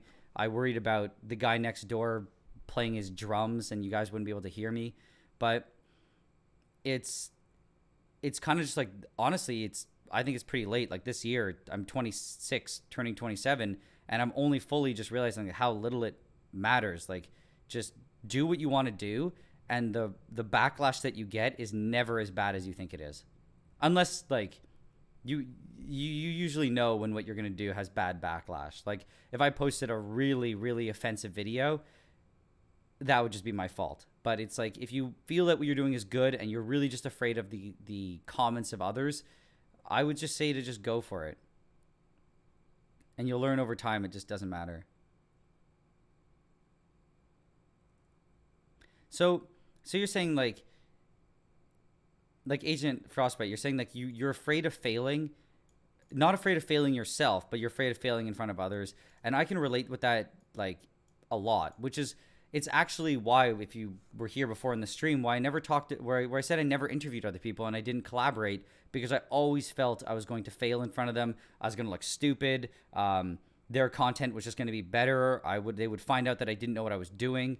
But I've learned that the reason I felt that way for a long time, or I still do kind of feel that way, is just because I never exposed myself to situations where I could just be okay with that. So it's like, for example, this live stream, if I completely failed and I just bailed and had to stop streaming, it's like that's what I feared I would happen. But I could avoid it forever. But because I was afraid that I would just be failing in front of an audience of people. But you kind of just have to do it. And it's like, as far as I know, it's not failing so far. So when I end it now, I'm not going to be as afraid the next time. But it's like you kind of just have to do it. But that's kind of like why a lot of my, like I said, the content was the way that it was, because I could do my experiments on my own, and if they failed, no one was bothered by it. But if I did a collaboration and it didn't like work out, then I was afraid that they would just think I was terrible. But just don't let it limit you from doing the things that you want to do, because that feeling's never really, it's always going to be there. You just have to learn how to pretend you're confident even though you feel that way.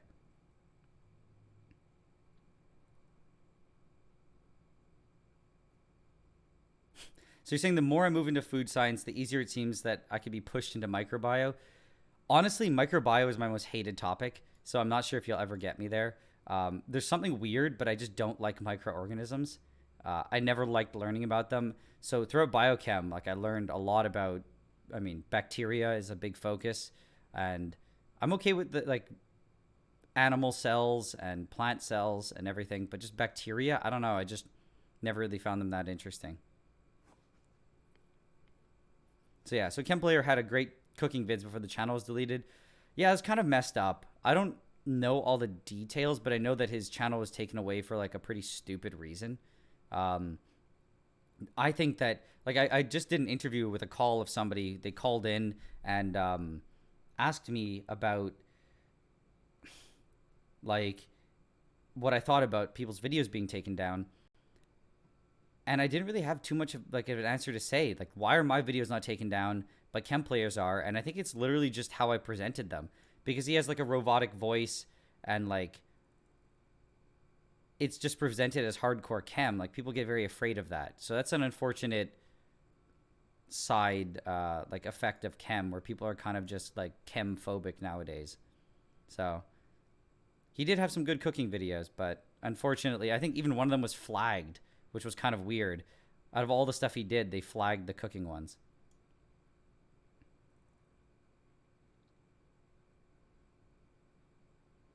Hmm.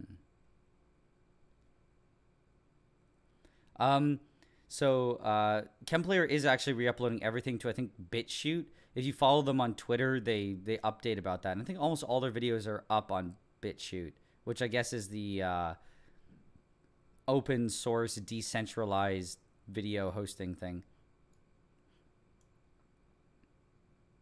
Yeah, and John White, I'm very lucky that my YouTube comments are all very nice. Like I never receive anything bad except for the videos that get very, very popular, and you get, I'm not going to say non-science people, but just the general public, probably mostly like young kids who just don't really, I mean, I'm not going to lie. When I was like probably between 13 and 16, like I was a horrible person on the internet. I was never like mean comments, but it was always like, you can leave the comment like, this person looks stupid. And they can just be terrible. So I take those with a grain of salt. But for the most part, most of my videos have, I mean, pretty constructive criticism. So yeah, so Ari, the supplement science is something I've been wanting to do for a while. I always remember when I was in an organic class once, and the teacher told the class they were trying to do a project using supplements, but they had to scrap it because not only could they not get consistency of the supplement over multiple products, they couldn't get consistency in the same bottle. And I even looked it up. If you look up melatonin, people did a test, and this is what I kind of wanted to do for the video, but I found there wasn't a super easy way to do it that wasn't boring. Maybe I'll try to figure out a way to do it. They took like 20 or 30 or something melatonin suppliers, and they tested how much melatonin was in it compared to what was on the bottle. A lot of them were actually pretty spot on, but a lot of them literally were, I think one advertised 5 milligrams and they had one. Like it wasn't even close. Like I could just, it's not even, that's worse than just eyeballing it. So just that alone could be an interesting little video showing ways to chemically test what's in the supplements.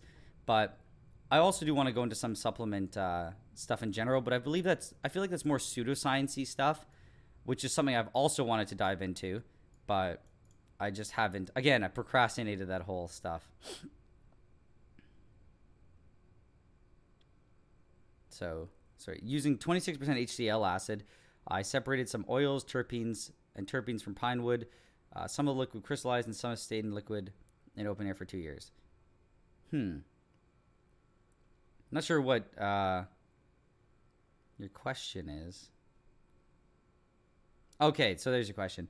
The chemistry and terpenes from different woods. That could be a pretty interesting thing to do, actually. I actually don't know too much about it, but I'm sure if I read into it a little bit more, I could find some things to cover, which might be interesting.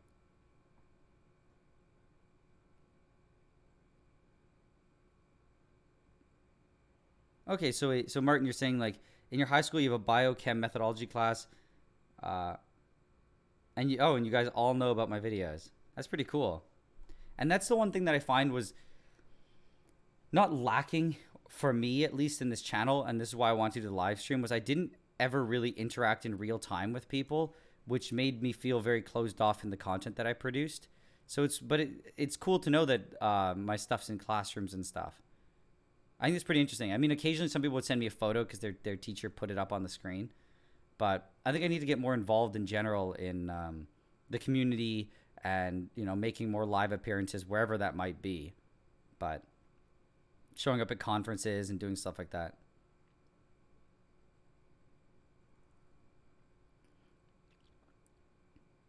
Um, in terms of like, sorry, one second. In terms of like the niceness of followers, I think it really depends on how you grow your community. Because there are some communities where they're inherently toxic because that's just the content, that's just the people they attract. So it's like if you go to a gossip channel, you don't get you get people who are literally there to hear about bad things about other people. That's what they're interested in. So it's in their interest to also have drama going on in the comments, to make like maybe some not nice comments. That's just part of it. Whereas what I think is nice about my channel and other science channels is that's not why people are there. They're there to learn about things and to be open-minded. That's why they're there. So I feel you get fewer people making negative or angry comments. I mean, that's not to say people don't get mad about things.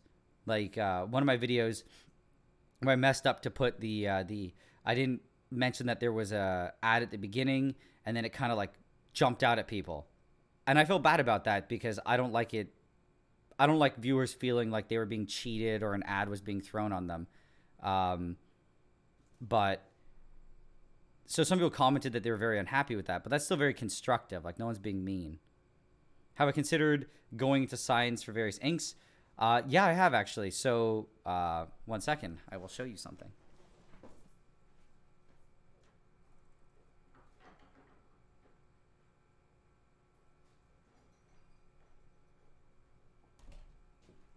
So you just mentioned Gal ink, and this is what I got in the mail like a few days ago. So these are all oak gals, I guess. I don't even know how to pronounce it or if that's what they are. But that's how I'll make the ink. So I have looked into it, and I will be making ink with it eventually. Maybe even this week. I don't know. Again, my organization's terrible. So it depends. It depends on how much I do for the editing. Today I'm writing a script for a video, and it depends on how I schedule it because it needs to be done by the end of the week. So we'll see. But I might film it. When it gets posted is another question altogether.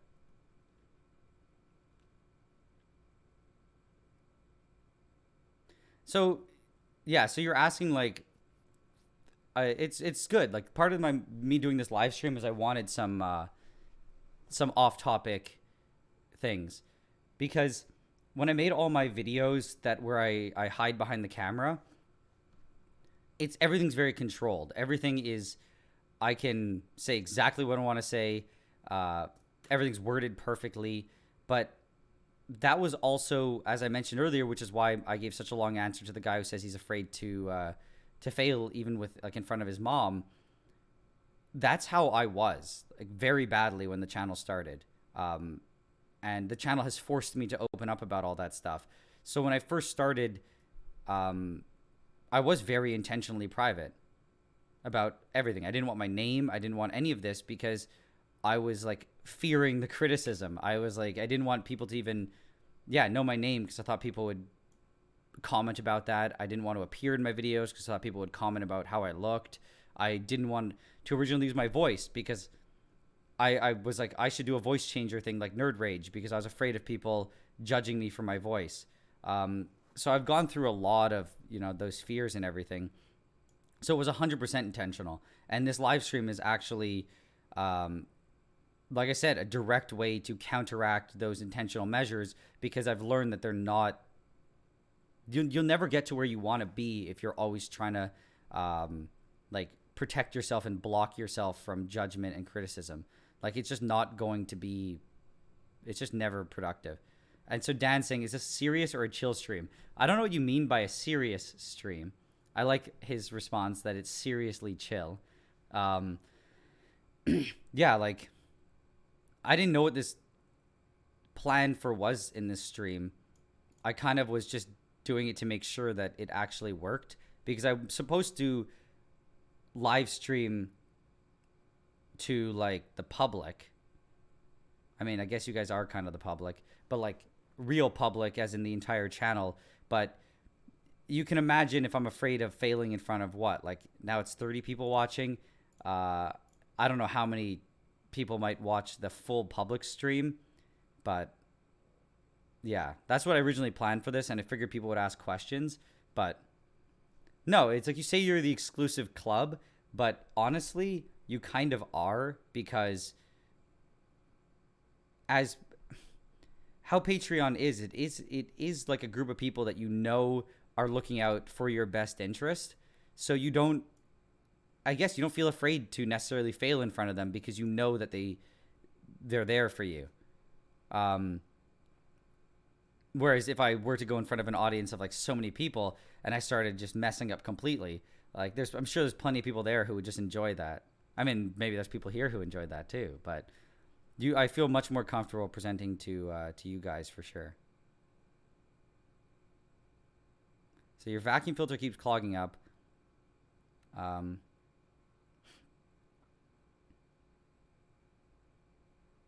Also, to channel your inner Nile Red. I'm not really sure what that is, but it keeps clogging up. I think the orders are still open for the sweaters. 1 second. Because I screwed up, or I'll say Bonfire, I don't know. They had a setting that if I where is it now? They had a setting that if anyone ordered a shirt, it would relaunch the campaign. And I thought it was closed. And then I found out that I sold like 8 shirts without even knowing it. So here's the link, actually. You can still get shirts. I'm actually going to order some for myself. So my idea... Sorry, I'll answer this one first. So your filter keeps clogging up probably because of 2 things. You're filtering something that's way too... there's the stuff that's like sludgy, which is the worst because it's super fine particles that kind of like pull in water and you just get like this disgusting sludge. Or your filter funnel is very, very fine. And it's probably a combo of the both, because if you're filtering your homebrew ethanol, you have your really sludgy, like, what's it called? Yeast and stuff in there. When I made homebrew ethanol, what I did was you have to be very careful and you just let it all sink to the bottom and then pour off the top layer. And sometimes it helps to put it through a very I don't know what the proper term would be. Just a very wide poured filter to get rid of most of the stuff. So if you like coffee filters or something are good because they're not very fine. So you can get rid of most of the junk. Even like cheesecloth. Oh, cheesecloth won't be nearly good enough. But yeah, coffee filters should be fine enough to get rid of most of it. But when I did my homebrew ethanol, I don't think I ever did vacuum filtration. I just filtered it all through coffee filters. It took a while, but it worked. And then I put it through a more... I think I put it all through coffee filters. Then I distilled it. I mean, I didn't distill it because that would be illegal, right? So, will you do more merch? Yeah. So I never planned. I actually planned to relaunch the original merch, like T-shirt, in a month, and then I found out that it was already launched and there was a campaign going. So that was kind of a surprise. So apparently there's 8 hours left. So I'm gonna order some of my own stuff. And this design now, I guess, won't be done again. And I think I can talk to Bonfire and they will design me something else. So I think like every 2 months or so, or 3 months, I'm gonna try to post a new shirt. And one thing I want to do is make the I want it one yeah, I want to make it much more tailored to the channel. So this one just has like a good Nile Red logo, but I want to make one with like a stylized little aluminum mercury snake growing or aluminum oxide little tower. Then the one where the snake grows, maybe the DNA from a strawberry. Have everything like a little cool mishmash of things. That's what I would hope the next one would be like. And then maybe I run that once or twice. But I think that's cool. So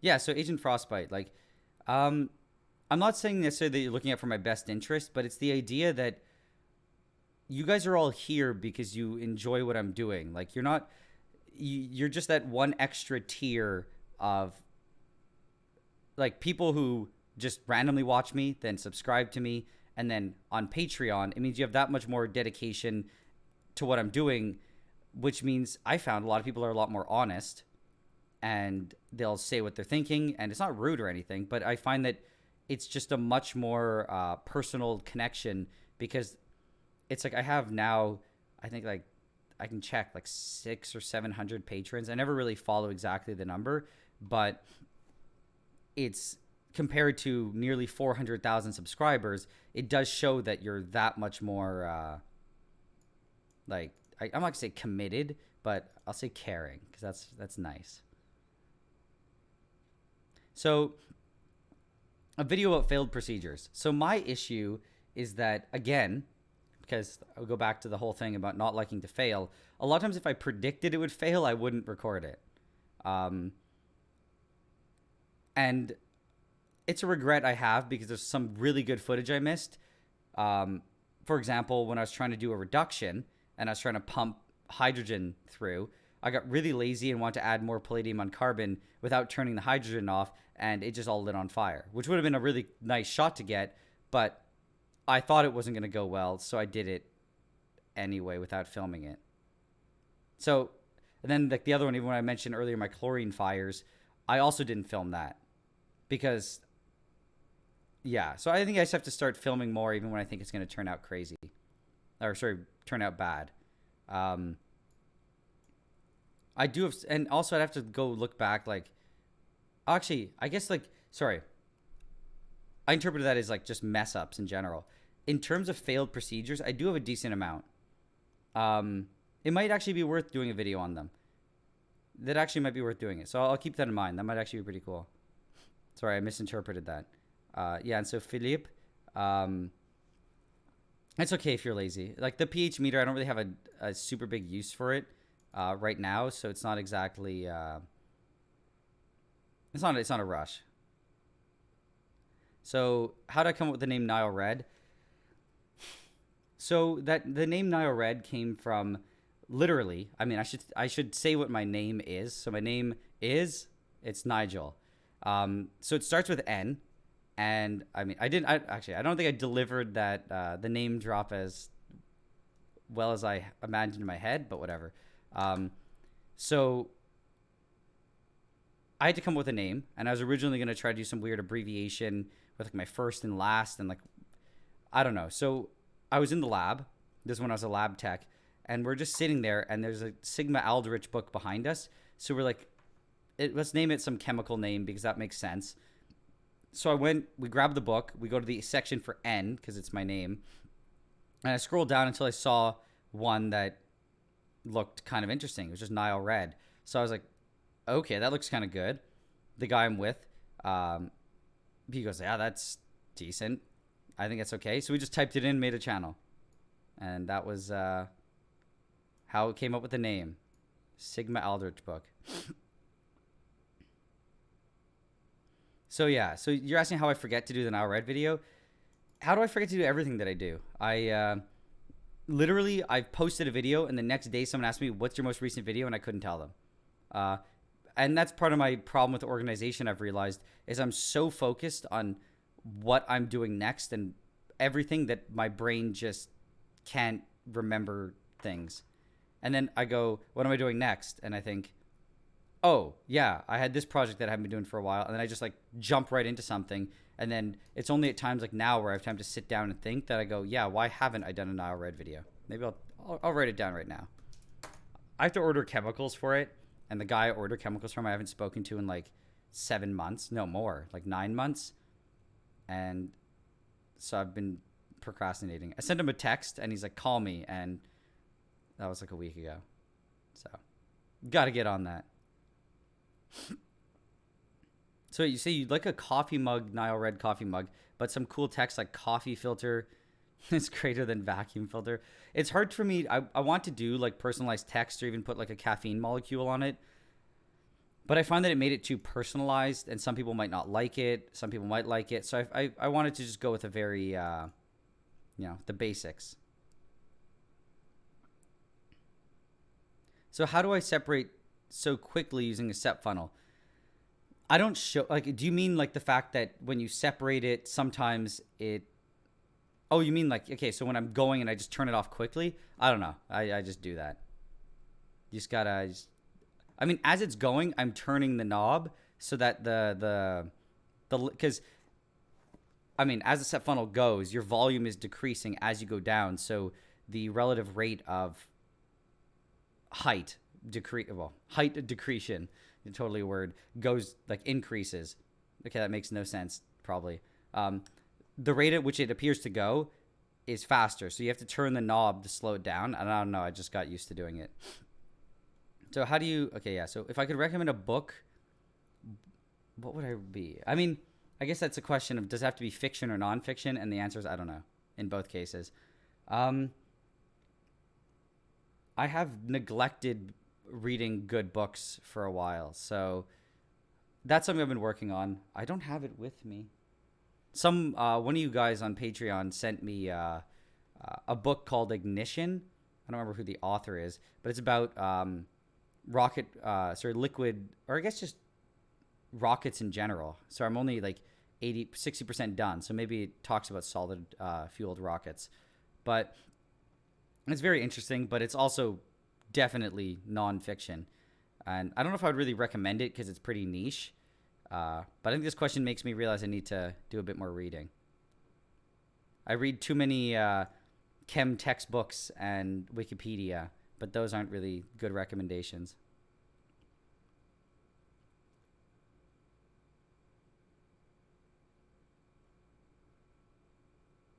So, Agent Frost, what do you mean it sounds weird? Uh, what do you mean it's the first time you've talked to anyone because of my channel? Not sure what you mean. So Michelle, thanks for discussing my filter failure. This is a batch that had a lot of protein. Yeah. You can, so here's the thing. So if you plan to drink it, which if you're just making ethanol, I don't think a yeasty ethanol mixture is good unless you're really, I don't know, very tolerant. You can just straight up, I guess filtering it's a good idea, whatever. But if you don't plan to drink it, you can get clearing agents, which will, I guess, like flocculate, whatever that word is. You add it to the mixture, and it will help pull the things down and drop them to the bottom. But you're adding like salts and other stuff in, which will make it really not tasty. I think you can add small amounts, and they do it to things like wine sometimes, but I don't know. But there's definitely stuff you can add to help knock the suspension down.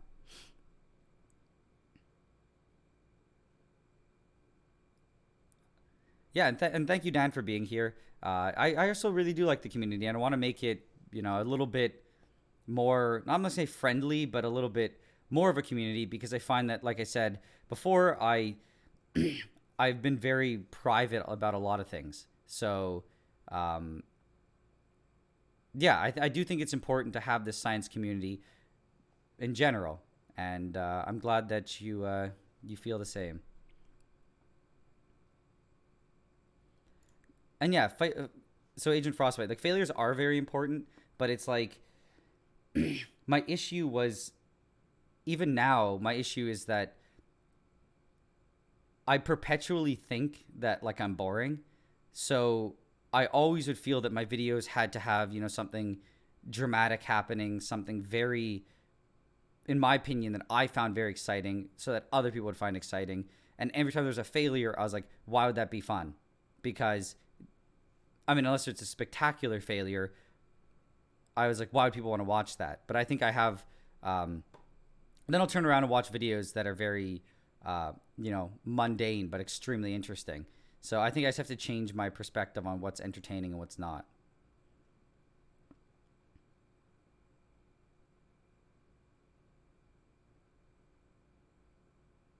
Sweet. So wait, you're saying we? Who's the mysterious other guy? I don't know what you're referencing here.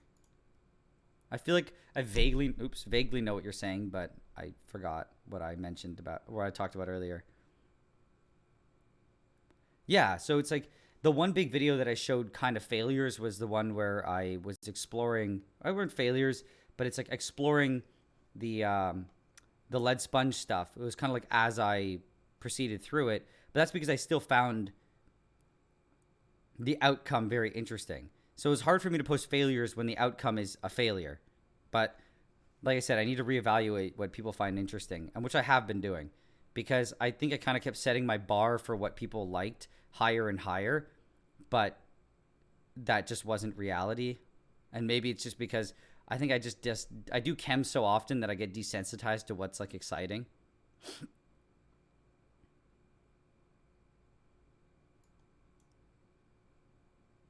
Yeah, so I don't know what wait, where's that question from Nathan? But yeah, so I wait, so did I miss that? Okay, never mind.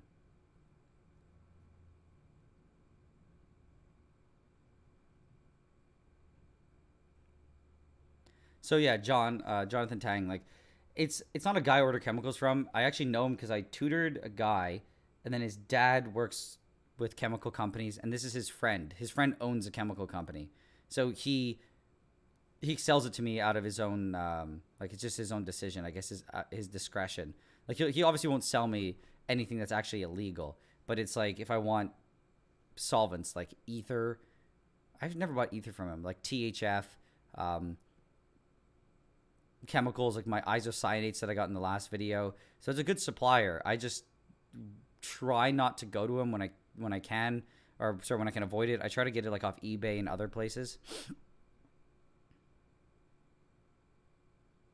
So that's the sketchy thing about ordering chemicals and everything, is that Sigma doesn't not sell to you because it's illegal. They don't sell to you to avoid potential problems. Like if Sigma sold you like my isocyanates and I just did something terrible with them or something stupid, then they might be liable or they might have problems. So they kind of just they and the market there for the average person buying it, they just don't feel is there. So they just want you to have a chemical license. But like to own chemicals, you don't need a license for most of them. They just have to be stored properly. And there are certain things you have to follow, but it's a huge gray zone because it's like, why can you like store acetone in your garage? Like people store acetone, paint thinners, lots of chemicals, and it's technically you're not really supposed to, but it's like everyone does it.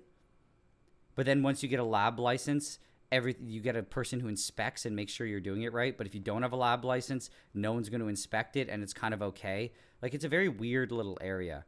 There's if so as long as in Canada, if the chemical's not on like a watch list and it doesn't overtly say that it's like a certain schedule chemical, you don't need a license of any kind. If you can find other ways to get it, you're fine.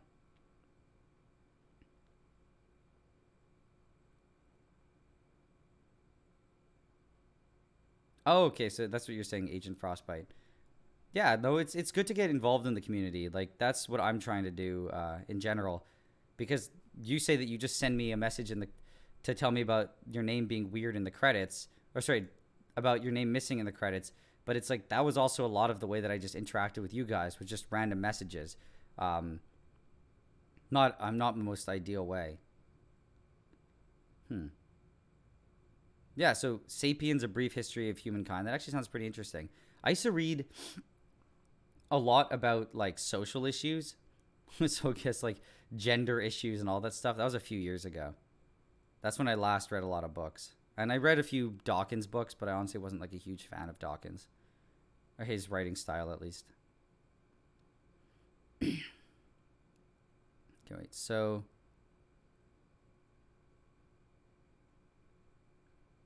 yeah, no, I think you're part of the community. I think like you're as part of the community as you want to be. So like some people are more or less talkative. I'm sure some people might just enjoy sitting here and reading the comments, or sorry, yeah, reading the comments and hearing my answers, and that's perfectly fine. It's like you can be as talkative and as you can participate as much as you like. There's no right or wrong.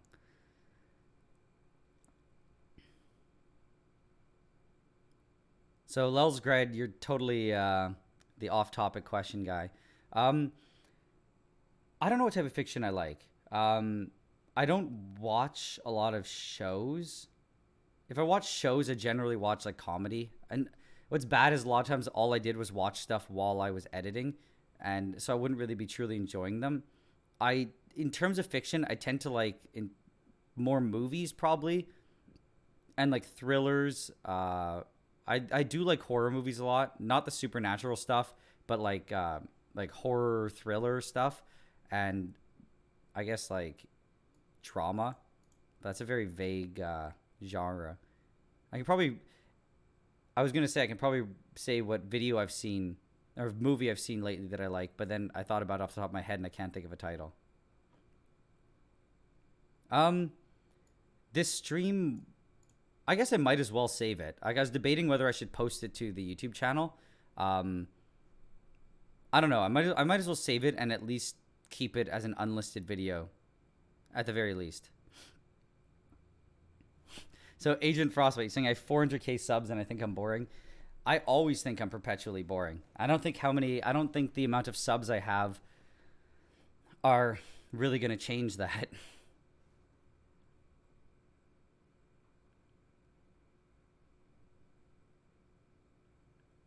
Oh, Ben retracted a message. Oh no, I didn't see what it was.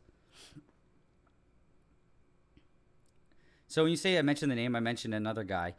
This guy's name was Pierre. He was a, or he was, he is a, he's a French PhD student when I was working in the lab. I was the lab tech at the time, and he was a PhD student. But I don't know. He might not be, or I don't know if he was master's actually. He might not be there anymore.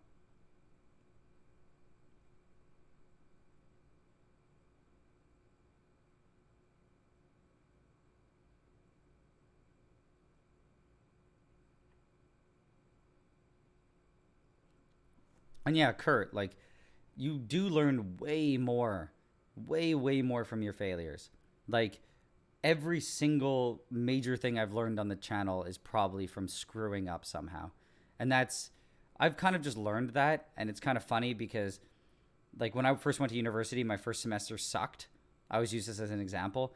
And then it's like, I tell my brother, you have to study. You have to do this. It's not like high school. It's not like where we have CEGEP in Quebec. And he's like, no, I got this. I got this. He goes and gets destroyed just like me. And he told me, he was like, I had to fail to know how bad it was. He's like, no one could have told me that. So it's like, I don't know. I always just remember that, and I apply that kind of sentiment to everything.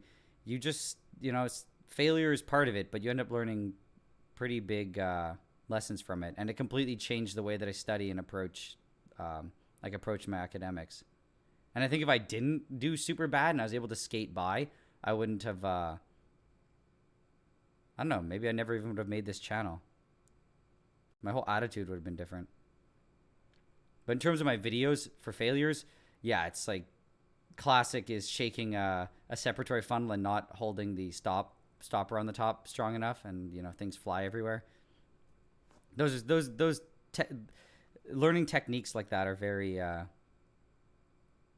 the hard way, but they you only make that mistake once. So am I a dog or a cat person? I don't know. I kind of like them both for what they are. Terrible answer, but that's it. So.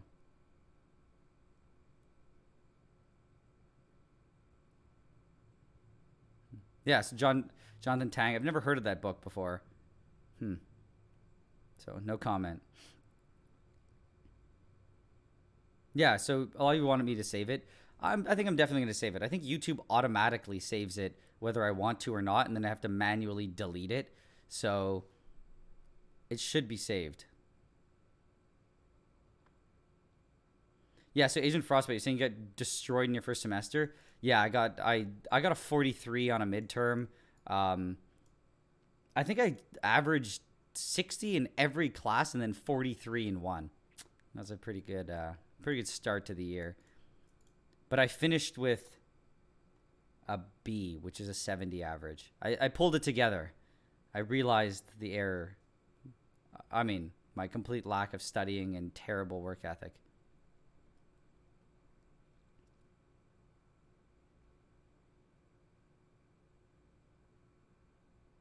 So wait, you might get kicked out of your mate. That's pretty serious. Yeah, I'd make sure that you try to pull things together, because that would not be good. I wasn't at risk for being kicked out. If I didn't pull things together, I probably would have been on academic probation. But I mean, maybe that is what your risk is. You are in academic probation. But I think if you just put the time, I found that most people in university, the reason why they didn't do well was because they you need to put the time, and you need to study properly. And there's no proper way. You have to find what is proper for you. And I think that that's if you can do that, you should be more than fine.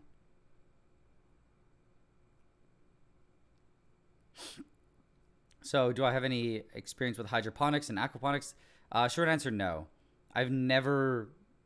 I think the last time I tried growing a plant, I just put it in. I bought some seeds when I was like 12 and put them in the backyard, and I grew like some sunflowers. So that's the extent of my skills in terms of plant growing. Yeah. So you're saying like your Cal 2 class. Um, so yeah, and you skated by in Cal 1 and got annihilated in Cal 2. That was kind of my entire education until university. I'm actually like 50%. I've never gotten diagnosed, but I'm 50% sure I have some form of ADD because I've never in my life paid attention to a class. So I was able to skate by in high school, do decent enough in CEGEP, but the problem was I had to now come up with a way of not paying attention in university, but also somehow learning all the info. Um, and my way of doing it was I had to have every class recorded. Luckily, where I went, all the classes are recorded, so I could watch them back. And the ones that weren't, I brought a recorder to class and recorded them so I could listen to them at my own pace later on. Because in class, I would literally just either like fall asleep or just browse the internet. I just couldn't pay attention. It just wasn't possible. But it took a little while for me to figure that out, and then I did okay. So you don't have midterms, and your finals ended with you failing two of three classes. Hmm. So which classes did you fail? Wait, no. Yeah. So Aaliyah, I'm assuming that's how you pronounce it. That's it, learning to study right is I think the most important thing. Um, like I think that I only really got to figuring out how to study properly by the time I graduated. So it was very, very late. And I found I was always trying to figure out ways to optimize it. But yeah, it takes a little while. But I found that that's kind of for everything. It's like you just have to always do what you're doing and then try to find the ways to optimize it. And that's it. I find that if you ever stagnate, like I had some friends who just studied the same way every time since they started in university.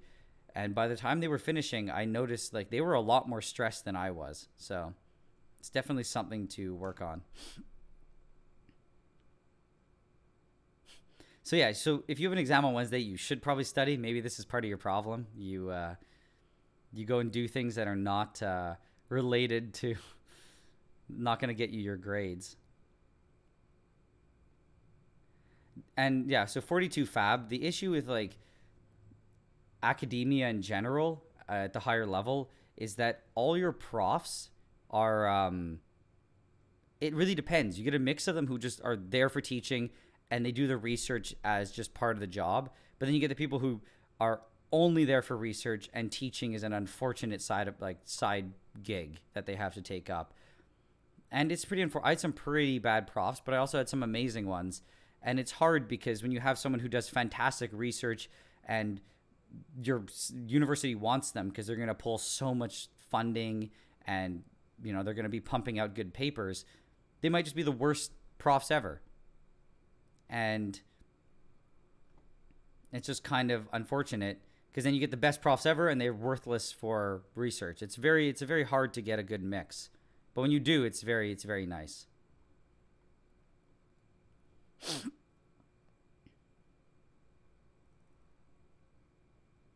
Yeah, so Asabina, yeah, it is honestly I think the realizing how much harder university is pretty shocking. Like if earlier on in the stream I said that I've never taken a class that I thought was hard and I mean, I think if I took because all my stuff was memorization mostly.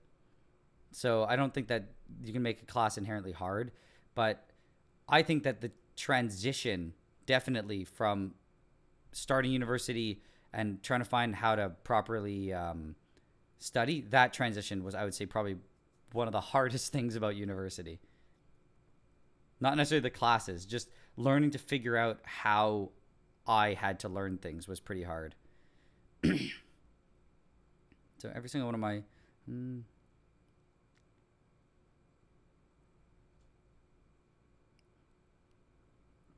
So Agent Frostbite, you didn't pass because you missed the exam. Okay. I mean, I did that too, so missed my business class exam.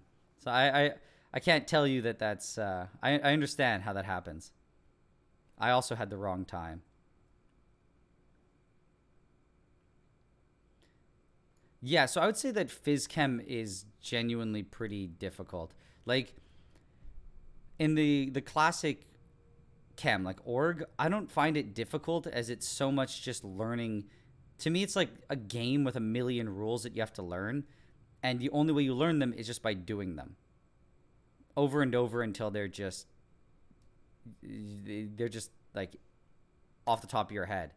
So I don't really find that hard as much as it just takes lots of time and effort. Like just doing it, like doing all my videos just taught me so much. But phys chem I think is genuinely, I don't know. I think phys chem's a little bit in terms of application. It's in my head, it's a little bit more abstract. So a lot of the stuff that you learn is conceptually hard to grasp. Yeah, so I'm from Quebec. So you say, are you fluent in French or? I'm much more on the or category. I understand French, but I never speak it because I'm from a very English part of Montreal. So because of that, I was my French peaked when I was in grade 9, basically. But I can understand it. Um,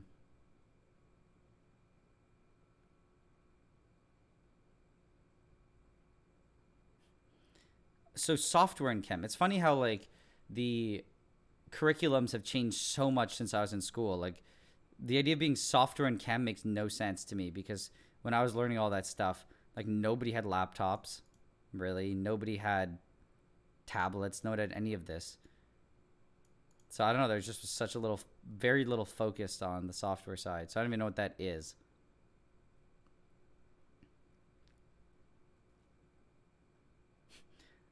And 42 Fab, like you're saying you spent 5 years in university. It's a big waste. You ended up starting your own business outside your own field anyway. I mean, it's to me that's kind of a funny statement because you're saying as though starting your own business was just like you just started your own business. So simple. But no, it takes a lot of effort and dedication. And yes, I think the lessons you learned in university were probably more expensive than they were worth, but I know it taught me. I couldn't do my channel without my degree, and it didn't necessarily teach me chemistry because I did a biochem degree, but it definitely taught me how to write papers, how to script things, how to write a proper report, how to research. It is very useful, and it does teach you skills, but maybe not necessarily. It's might not necessarily be worth the money. I'm from Quebec, so our education's heavily subsidized. So my entire university degree probably cost your one semester. Like, I think it's my entire university cost me probably $13,000 Canadian. So a lot of people here can work minimum wage jobs in the summer and pay for their entire education. So it's a pretty different world with that. But then again, our taxes are much higher, so I'm paying for it now.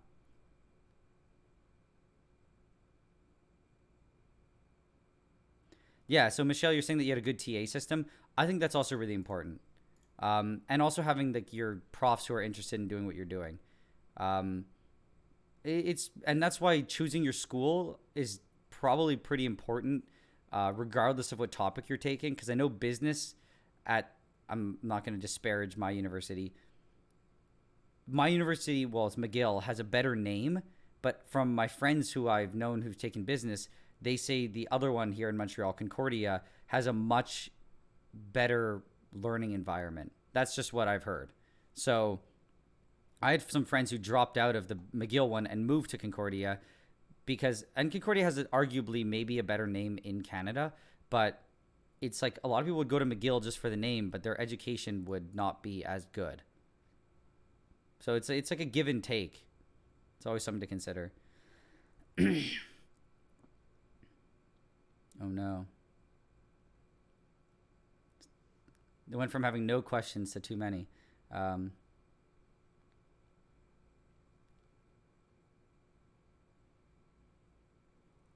yeah, so you're saying phys chem was easier than org chem? I guess it's what you find like personally connects you. Because for me, I always found org chem was so easy, and phys chem just never.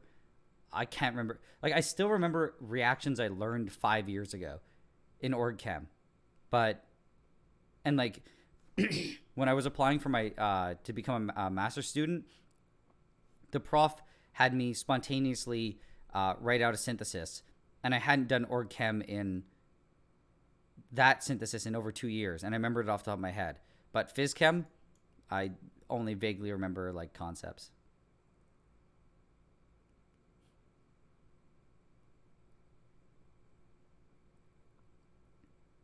Yeah, so the difference between pure chem and chem eng, which I'm assuming is what chem e stands for, is surprisingly different. Like I have a friend who was in or who is a chemical engineer, and they're very, very, very different fields. Definitely. Um, yeah, so it's like you really have to pay attention to what exactly you want to do because they're not going to be you're not going to get the same jobs with them. And I think that as a chem eng, yeah, you have much more um, direct use than you would with a pure chem degree.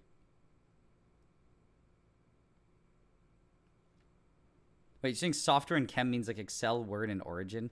I don't know what Origin. That's like a math thing, no, or like a graphing thing. Uh, I just look it up and I get that thing by that game software. So I don't think I'm looking at the right thing, but yeah. So that's weird. To me, that's not like chem software, but okay. I don't know what you do in Excel and Word. I guess like graphing data that you got. Oh, okay, there. So for writing your thesis, analyzing your data. Okay, that makes sense. But that's still like that makes sense. So it's good to have those skills. Like I had a friend who never took any Word or Excel in all of high school, and he didn't know anything. It shocked me that I was like, oh, just add these cells and then sum them, and he's like, I don't even know what a cell is. So that shocked me. So I think it's good to learn. Oh no, I lost my spot.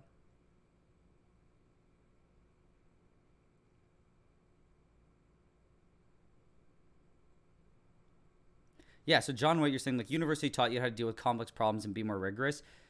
As we talked about before, it definitely helps you get a work ethic. Like the way that I run the channel is I have like everything's in my Google Drive. Um, I've organized it all there. I have it all organized into folders.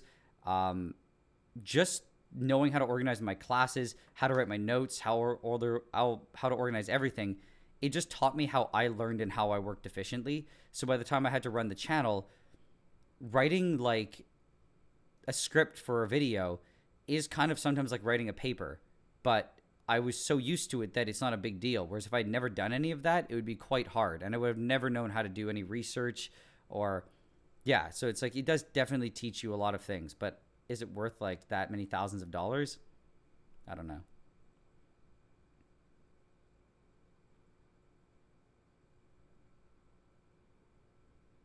Hmm. So yeah, so John Tang, your tuition's 50,000 US a year. That's unfortunate. Then we have Aliyah who pays 70 euros a year. It's a pretty big difference. And that's the thing. Like it's, I don't know. It's a big tough thing now because I know that I have friends who went into more degrees that were artsy, and it's hard. You have to always balance the enjoyment that you get from it and the potential careers that you get. So at 50,000 US, that's it's pretty hefty.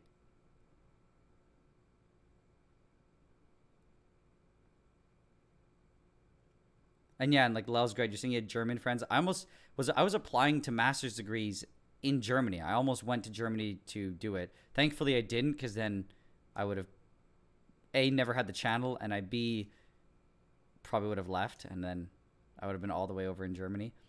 But yeah, I think it was for my undergrad, or if I wanted to do more courses, it would have been like yeah, on the order of like 100 euros, or I think it was 200 euros a year for a foreigner or a semester. Like it's pretty crazy low. So Martin saying that your favorite reaction is the Wolf Kishner.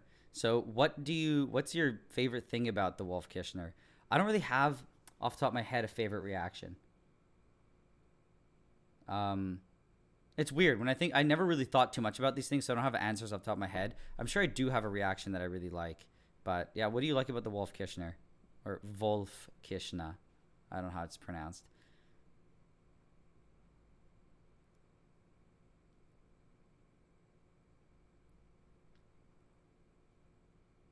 Yeah, so Asabina, you're saying yeah, Chem Eng. Like I have a friend who directly got like hired immediately after having her Chem Eng degree. Whereas with Pure Chem, you kind of become like lab tech or uh, like low level lab researcher.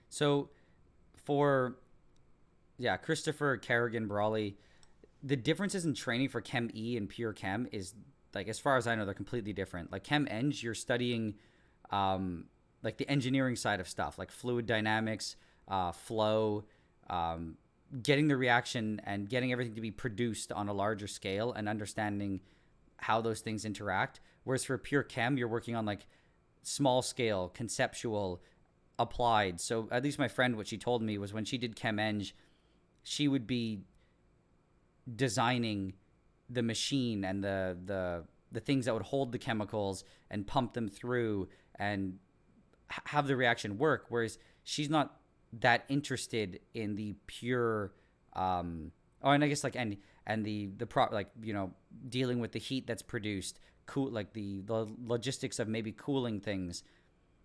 Whereas pure chem is literally you're just focusing entirely on the reaction itself and trying to make it work.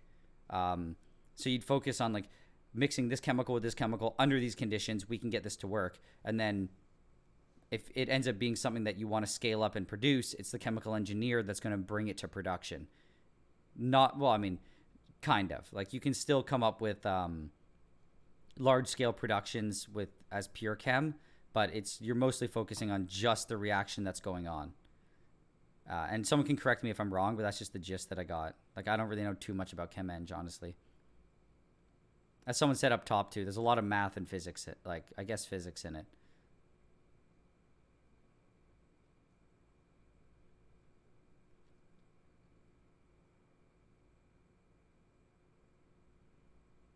Yeah, so you know someone in comp chem who's modeling gases and stuff. To me, I find that it was just like a lot of, like, I did my entire degree in biochem, and I find that a lot of what I did was I describe a lot of classes as I'm glad I did them, and that's how I describe computational chem. Um, is is one of those things that I'm glad is being done, and I'm more than happy to. Sorry, I'll rephrase all this. So I'm glad I did those classes because I didn't enjoy being there, but when it was done, I have several snippets of information that I'm glad I learned, and that's like comp chem. I don't really want to do it, but if people tell me or there's papers or something that come out with something interesting, I'm interested in hearing about it. But I don't really have like an innate interest in comp chem, but or computational chem, whatever people are calling it. Um, but I think if someone, yeah, the concepts are cool, but I don't. I think I would die having to just do computer stuff like that.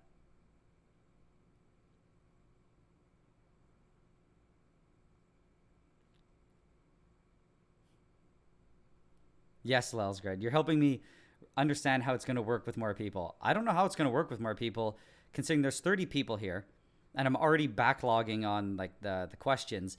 I can't even imagine how it's going to work with like imagine there's like 1,000. It's just going to be I'm not going to be able to answer everyone. Like all you guys, I'm able to give follow up answers because I can go through slowly, but I think it's just going to be a mess. I'll have to just like pick out random questions and answer them.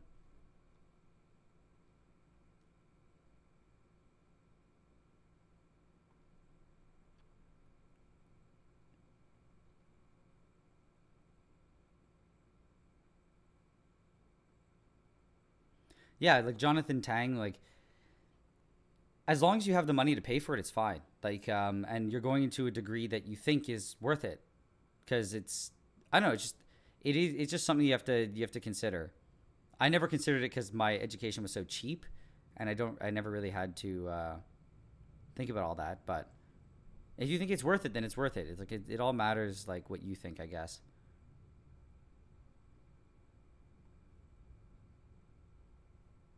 Actually, you say the Grignard reaction. I do like the Grignard. That is actually probably one of my favorite reactions in terms of just I like how you put the metal in and then a bunch of the metal disappears, and it's a very as long as you keep the water out, it's a very robust and like pretty simple reaction. So I do like it, but it's not my I wouldn't say that's my favorite.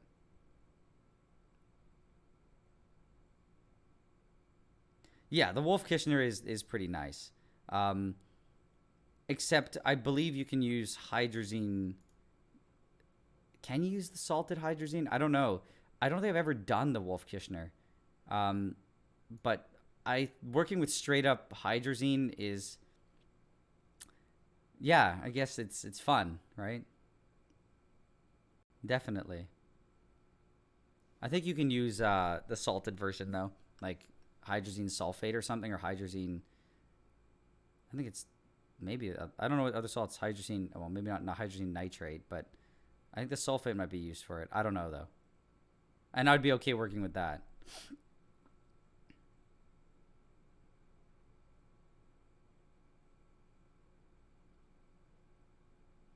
Bioengineering's a mistake. Why do you say that?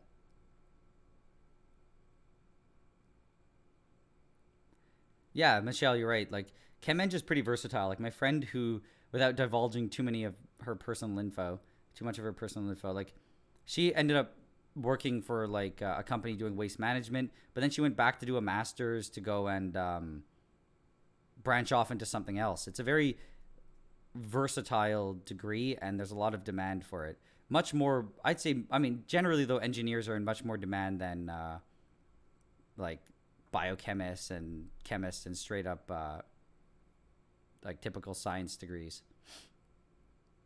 Oh, that's cool. Saries, your son thinks I'm the best. Thank you.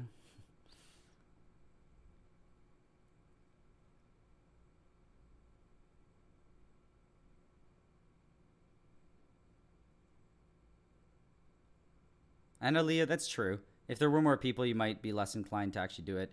But I feel like how all those chat things work is people just blast so much that in general, like if you have 1,000 people and like 200 people are just trying to say hi or do a comment, it's going to be so hard to like pick out little questions. Um,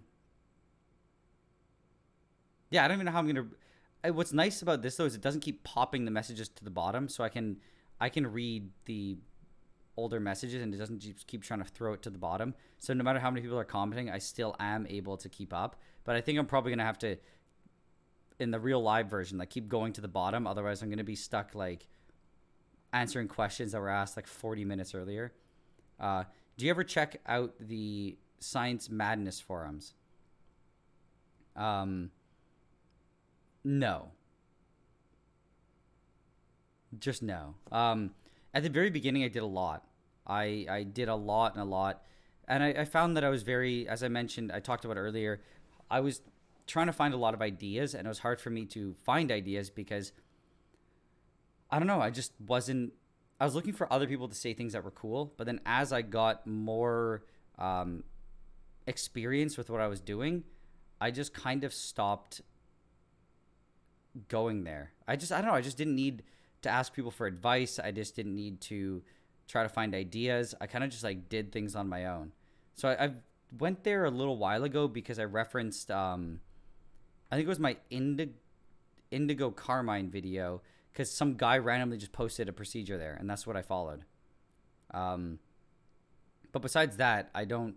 And it's just I didn't go there to find it. I just searched on Google and found that post. So I don't really go there often at all, really. Wait, you're a bioengineer and you found a job at Boeing?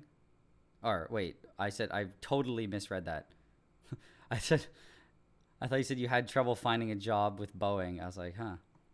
Yeah, so the bioengineering, yeah, is a little bit more tough. It's much more of a niche field than something like chem-eng or like mechanical engineering would be. But then mechanical engineering, as far as I know, there's lots of them. So they're having a hard time just because there's so many. Yeah, I could get questions beforehand, but I do kind of my idea of this whole live stream was to interact. I don't really want to have it like a presentation. I just want to be just hanging out and answering questions. In the future, I think it would be cool if I could live stream me doing a project. Just there'd be so much dead space that I find it might be tough. I think it might be cool though to present the synthesis of something in real time. So I mean, I've already been live streaming here for 3 hours, but um, I could I could synthesize something in that time.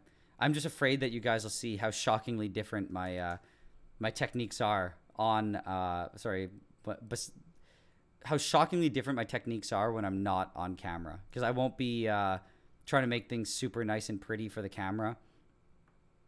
Um, well, I mean, I'll be on camera, but I won't be filming it for a video. So I'm not going to be super nitpicky about things. Yeah, lab work is much prettier. So it's like you guys don't see the fact that I will pour things multiple times if it's splashed. I will clean the beaker out, get another one, re-pour it. Like everything seems all nice, but like in person, it's like there's dirty stuff all over the desk. Um, if I want to throw something out, I'll throw it across. If I have like some garbage, I'll throw it across the room to get into the garbage can. Like it's much more. It doesn't seem as proper and polished as my videos. Might make it seem it is. Yeah, like Michelle, I'm glad that you're here. I also I'm terrible at checking my email, so I understand how that is. And that's true. I should have a moderator reading the chat, or at least somebody um, moderating the chat, because I guess I could probably get a lot of people writing nasty things. Not necessarily about me, but just maybe, I guess the fear is if someone starts writing like racist stuff and I'm on 45 minutes behind on questions. Like I'll never even see it. So it might be nice to have somebody in real time moderating some things.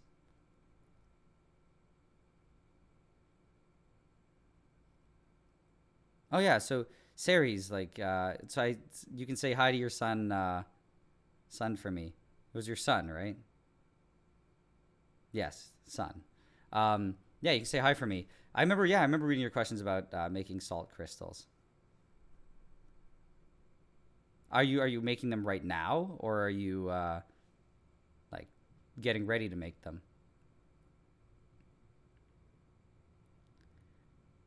I mean, you're saying I can only go so far back, but maybe I just haven't had so many questions. Now that I think of it, that I maybe if I got so many, it would just push me forward. Yeah, I think it would be cool. Like, it's no one has ever really done like a live stream chemistry thing before, where in real time, they make the whatever chemical thing. Like, I figured it'd be cool if I was able to have people give a list of things I can make, have them vote on it, and have them tell me how I should make it. Because there's plenty of different things that I can do. So, like, sorry, one second. So, like, for example, you can, I could say, do you want me to use a SEP funnel or just uh, do it the quick and easy way where you just pour out the top layer using a beaker or something? Like, I can ask people these questions because they're both, one's more proper than the other, but there are cases where you don't have a SEP funnel and you need to use it the other way. So I don't know. I just think it might be cool to have just an interactive process where people vote on, or I just read the comments quickly and see what people want me to do. I mean, there's always a chance too that the whole thing ends in a catastrophic failure, but that might be funny.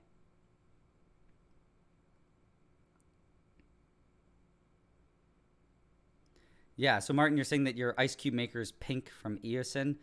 That's like working with resins, plastics, and dyes are probably like one of my most hated things. I like working. I honestly like doing stuff with them, but I hate working with them because they just wreck everything. Like everything just gets covered in them, and they're either everything is colored or ends up having just like plastic resin or stickiness on them. But that's just the reality of it. When I first built my lab, I wanted all the countertops to be like super pristine and proper, and I was always cleaning them. And then within like a week, they were all like marked up and stained. So sad. So have I ever met any of the other chem YouTubers? Um, the best way to answer is I've never met another person who does YouTube ever. And I think that's a problem for me, at least, just because I haven't really branched out. I'm not sure how you guys would feel if I actually did that. So if I were to branch out with other YouTube creators, maybe not necessarily even in chem, but to cover topics and to help me cover, some topics that might it's obviously still going to be chemistry related, but might branch a bit off. Like I've wanted to do that for a while, but I find that, I don't know, Doug kind of disappeared as far as I know. He disappeared, came back, and maybe he's like kind of disappeared again.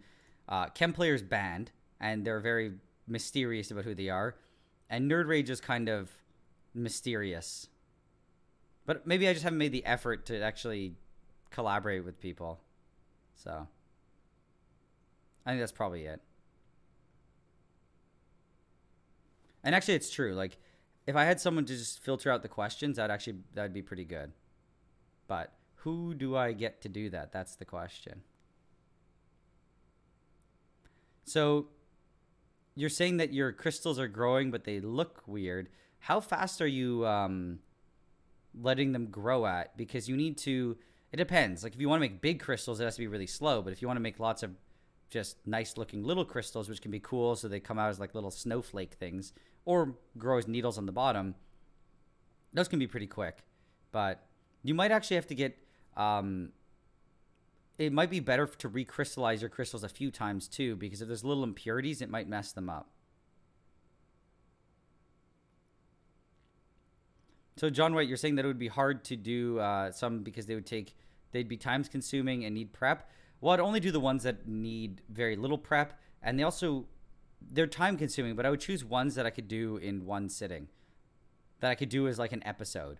And yeah, there's going to be dead spots, but whatever. I like off the top of my head, like um, making methyl salicylate from aspirin pills. There's not that much dead time. Like there's, it's basically one reaction. You can, and it runs for like 30 minutes, I think. So I'd only have to do 30 minutes, and I could talk about the reaction in general, talk about what's going on, and it wouldn't be too bad. But no, I would not have like a 6 hour reflux video that requires lots of prep. Like that wouldn't be good. I'd have to very selectively choose certain projects. And yeah, that's true. Even if I got 200 people, it'd be hard to find good questions. So making the Bodepi dyes, I actually don't. The last time I heard those mentioned was so long ago that I don't know what they are.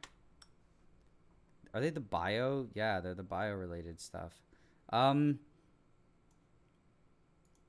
Might be interesting to make, and they probably aren't too tough.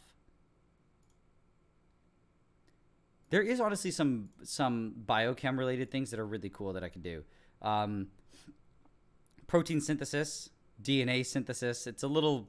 I'd have to obviously tune the video and do a lot of editing, but I think it would be cool to show that, like the organic chemistry side of biochem, and even doing like, for example, like using these fluorescent dyes and using fluorescent dye tags to identify certain biomolecules could be pretty cool as well. There's a lot of cool bio related stuff that I could do, but also the Bodepi dyes, or however you pronounce them, aren't necessarily bio related, but I think that yeah, they might be cool to make on their own.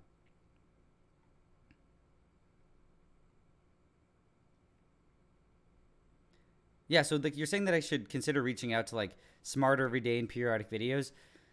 The issue with me is that I don't know. My channel grew relatively quickly in the last year, and I guess since I was so in my bubble, I never really like branched out to talk to anyone. Um, so I have this like perpetual feeling that no one has any idea who I am. So if I message them, they'll be like, "Who is this?" But I think it would be worth it. Like if I could fly out to periodic videos and do a video with them, or even just collaborate over the internet, that would be actually pretty cool. And if like, I'm sure there's something I could do with the Destin at Smarter Every Day, but it all depends if they want to do it with me, right?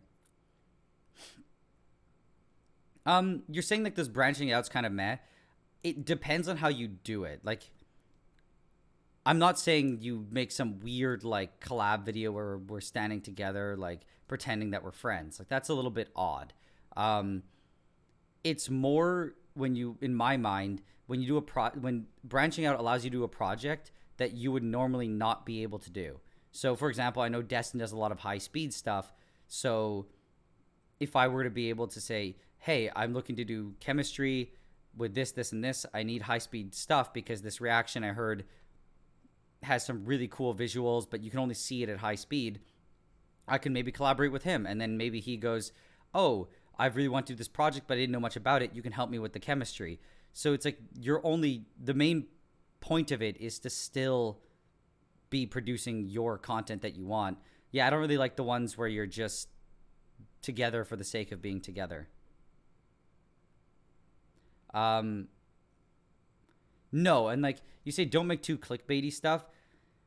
I have a thing where I don't like misrepresenting anything, so I'll never make like I'll never make stuff that I consider clickbait. I've learned that you have to balance it. Like I can't make a thumbnail of just my face or just like a beaker with green liquid in it, and then the title calling it something like I don't know, just a chemical name. It just you do have to balance the clickbait with, I'll say clickbait. You do have to entice people with your content in terms of thumbnails, presentation, everything, but it always has to be true to your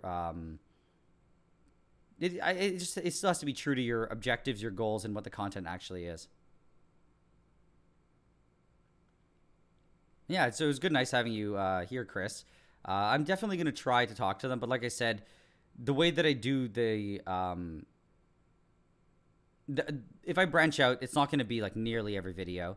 Like it's only going to be every so often, and on top of that, it's going to be always true to what I believe my content is. What do you mean, moment of honesty? I much re. I don't know what that means.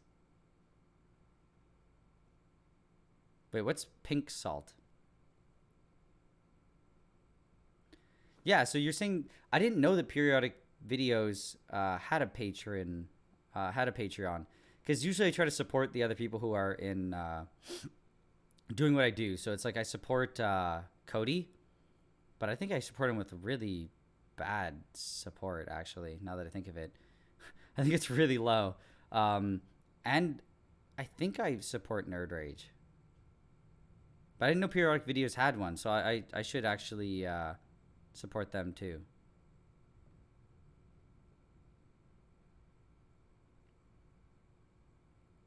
Yeah, so you're saying you dislike the ads in the middle of the video. I guess you're talking about like the ad sponsorships. The the problem is that I don't want to put them in the beginning, because I find that even though it's like kind of like pulling a band-aid off and getting it over with, I just don't I don't I want when I want people to see the video right away. So I'm okay with saying it is sponsored at the beginning, but I don't want to show the actual ad. The problem is that some I always try to put it at the end, and the last time I said, like for my making recycling the poly or making polyurethane, when I put it in between, I don't like doing that. I like doing it where it's at the end, and I didn't mention this really in the last video, but I'm trying to make it so every time I have an ad, I'm gonna make sure to do a giveaway. So it's like, because you do have to entice people to stay and watch the ad. Because if I put it at the end and go, anyway, that's it. And by the way, there's an ad. No one watches it, and then people don't really want to advertise with you because they see that no one really watches their ad. Um, okay, so making the Bodepi is a pretty simple thing, but I guess BF3 is not exactly fun to work with. Oh, I'll look it up. Boron trifluoride. Oh, sorry, I misread that. It's boron trifluoride ether. It's kind of a unique starting material. Okay. It definitely seems like something I could do, though. Yeah, and I think I am going to do that. Like the last video, I made sure I did it between the giveaway. That's okay. So I think that's what I'm gonna like make sure I do every time now. I don't really want to put it in between. It's pretty gross.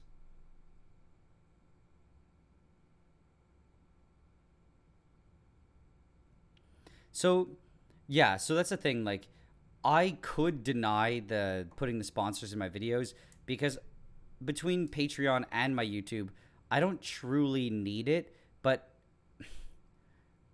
it's like, and that's also, yeah, that's like an issue I have too, because I don't truly need it, but it does just give me that much more financial security, because I mean, I don't use the money for anything. The sponsor money, I always put aside. And it means that if I do want to buy a large piece of equipment or I want to do something, I have it. And it does, over the year, if I were to deny, let's say, like 8 or 10 sponsorships, it's like over the course of the year, it wouldn't even be half the videos I make, but it could be a decent amount of money that would help both the channel and myself personally quite a bit. So, I don't know. I always feel like I want to just drop doing sponsors altogether, but I know that at the end of the day, it's probably not the smartest thing. But I'm going to keep definitely make sure they're like at the end after the content, and I'm not going to do it in between.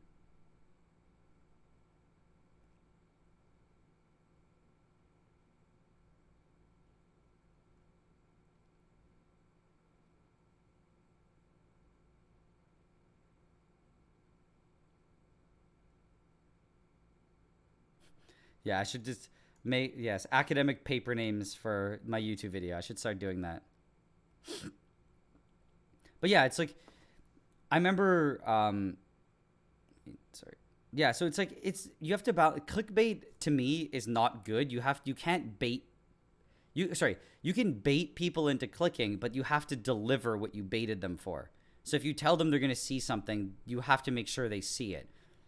I hate the videos that are like 20 minutes long. They clickbait something, you wait like 19 minutes, and the last 1 minute you see it and it's terrible. Like, I don't agree with that, but I do still obviously think you have to bait to a certain amount to get people to view you. Otherwise, I mean, at the end of the day, it's unfortunately, it does end up being, a business. The videos are a business. Like, you need to make sure that you get the views. Otherwise, you can't do what you're doing.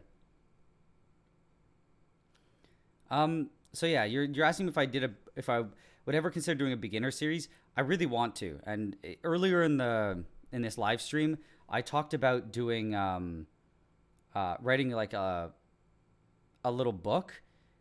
Over time, my concept has changed, but I do want to make. I wanted to make a whole series for beginners, but I found that it would take a lot of work to make all the video footage and everything. And I found it would be much easier to make a book for that format. And no, it wouldn't be for kids, but yes, it would be like reactions, techniques, going over the concepts and everything. So I that is kind of in the works right now. But I found that it would be better as a book, because getting all of the Gen Chem and all of like the background information out in video form would just take forever.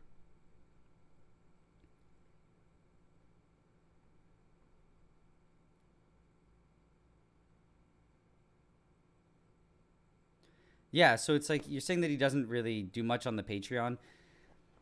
I kind of understand. It really depends. Like, there's so much stuff to juggle. Like, I have a Twitter, an Instagram, a Patreon, the YouTube channel, and it's like I have to figure out what I'm posting to what. It's like I can't post everything to Patreon, because then I don't grow on Twitter or Instagram or anything.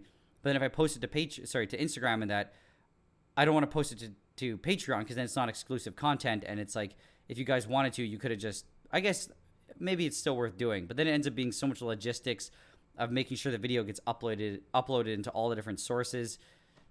So that's why I'm thinking of this live stream as being a good thing for doing for Patreon in general.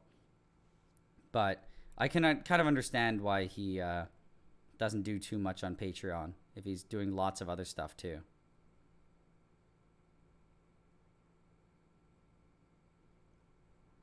Yeah, so I always try to make my videos so that even if you don't have a big background, you can still follow what's going on. But that's pretty cool that your son has an interest. Um, I find that getting that interest at a young age is pretty important, because my dad did that for me, and that's kind of why this whole channel even exists.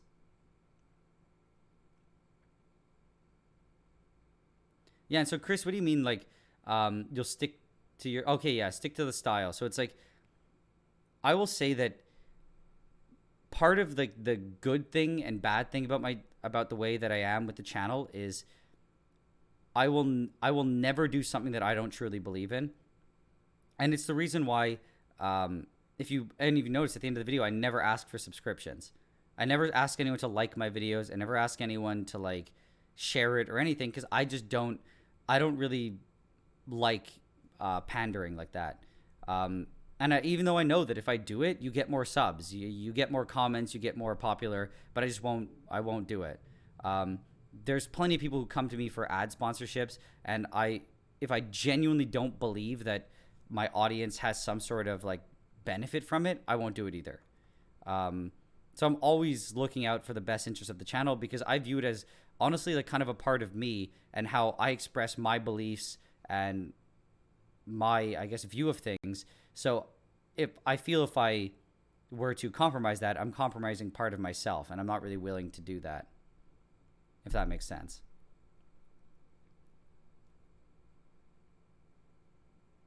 Yeah, so I'm glad you like when I reposted the videos that I took down. I took forever to get those up. There's still a few that need to go up. There's the making the tear gas one, which I didn't put up because I found my procedure there was a little bit sketchy. It was one of the first videos I did, and I honestly wasn't too experienced with it. But yeah, I'm glad that I got the delisted videos posted because they were just sitting there doing nothing, and I figured it was a good idea to have them as a perk for you guys. So I'm glad that I got it up. Yeah, and so John, wait, like making the fulminate is actually super, super, super safe. Well, super safe. It's very safe because as long as mercury fulminate's wet, it won't explode. If you want to see a lot more info about that, you can go to the guy who runs the channel. I guess what's called Explosions in Fire 2. I think it's what he's at now because his first one got deleted. And I think he had a video all about the fulminates. So he makes like silver fulminate. I think he made gold fulminate. Those are much sketchier. Like silver fulminate, I think will detonate if you make too much of it. I think it might detonate even underwater. But mercury fulminate is relatively stable. As long as it's wet, like you can smash it with a hammer and nothing will happen. So your son says he already wants the book? Okay, so we already have one pre-sale. Not even the outline for the book hasn't even been written, but that's good. Yeah, the general idea of it was I wanted to make I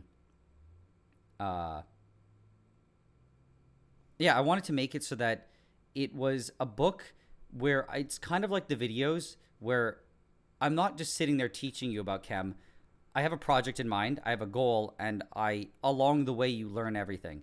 So I'm still trying to figure out how to put that into a book form, but I want to make it so every topic I bring up has a purpose. So like, you know, something like stoichiometry. When you learn it in class, you're like, oh, I hate that. Like, it's stoichiometry. What's the point? But if I have a project and I need to know how much of one chemical to use, how much of like, there's a specific purpose, and I talk about like the specific reason, then suddenly it has a purpose. But I also, I don't want it to be like laid out in a textbook format necessarily. I want to have it like a proper, so it's still entertaining to read, but at the end you have a general knowledge of chem. That's my best explanation. But like I said, I don't even have an outline yet. So all I have is the first chapter title, which is not even title, like topic, which is me. It's a little pre-word to talk about why chem is interesting and why I think it's worth just reading about in general. But that's all I got. So, you know, I'm not very far on the project. And in terms of Kickstarter, I don't think I need to Kickstarter it because I'm putting all the money for my ad sponsorships into it. And I think between Patreon, YouTube, and Kickstarter, Patreon, YouTube, and the ads, I don't really need like Kickstarter funding. And I'm also just my brother's a chem major, so I'm going to just probably hire him to work on it. I'll pay him. It won't be free slave labor, but I'll pay him to do it, and it'll be a cool project. And the plan is to make it as a PDF originally. I don't even know if it's going to get to print. It should, but I'll make it as a PDF. I'll print a limited amount of them, and depending on how much they cost, no, definitely the print, that'd be too much. But for the PDF, I'll make it free for anyone who supports me on Patreon. And then I have like this idea of selling it probably on like Amazon Books or something. I'll sell it for super cheap, like $10 or something, or $5. I don't know. No part of it is a goal to make money. If I make back whatever I spent into it, like that's good enough for me. I just want to make what I think is a decent educational little book.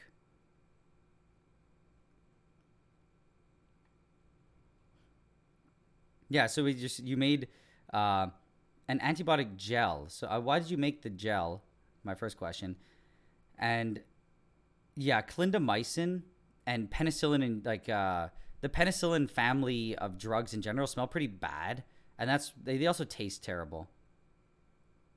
But usually when they're in powder form, it's not too bad. But I guess when it's mixed in the gel and you have water there too, yeah, it can smell pretty terrible. What's the worst smell? When I first started in chem, because I got a sinus surgery a few months ago, I realized that I had just no smell. Not no smell. I had very limited smell, so it was hard for me to really care too much about how things smelled. Probably um, Pyridine's pretty bad, but I would think that it's more the nondescript weird ones. I'm trying to think of one that I made. It wasn't even supposed to smell bad, but I just couldn't deal with it. It was just like a weird smell I've never smelled before, and I just hated it.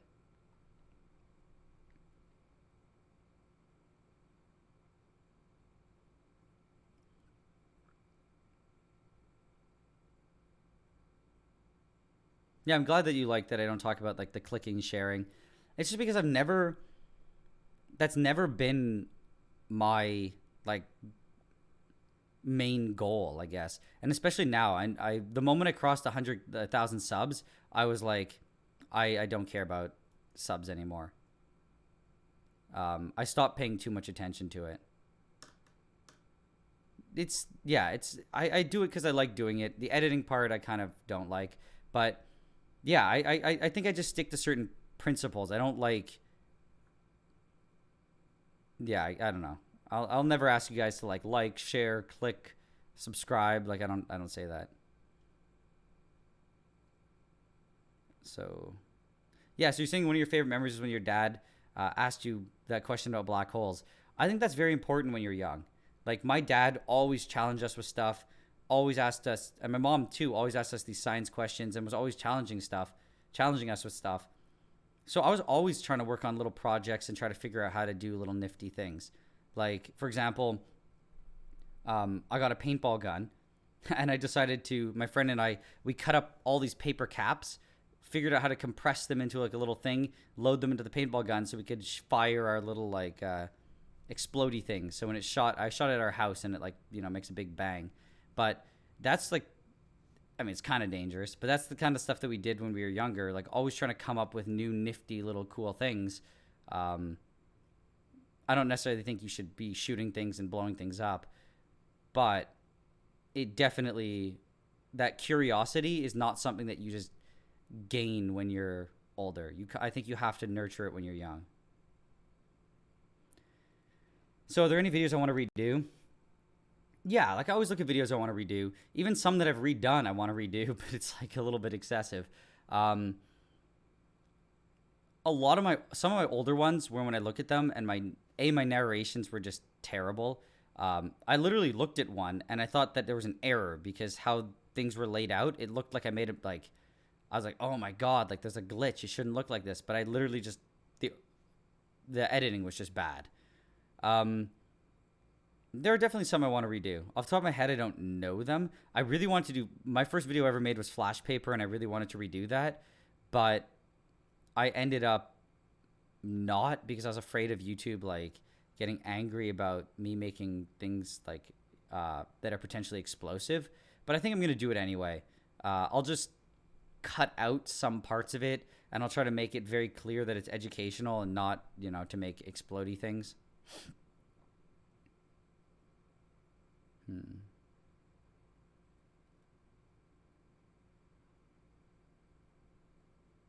Okay, so will you have experiments in the book? Probably not, because a lot of what I do and most experiment books, they're pulled from other people anyway. So it's like a conglomeration of experiments that other people already came up. It's how I envision it, and it could change, but how I envision it is making a book that if you don't know too much about chem, or you did chem in high school and you don't remember much, you can read it, but it would be a fun book that when you're done, you're knowledgeable enough that you have now a little bit of a background in chemistry.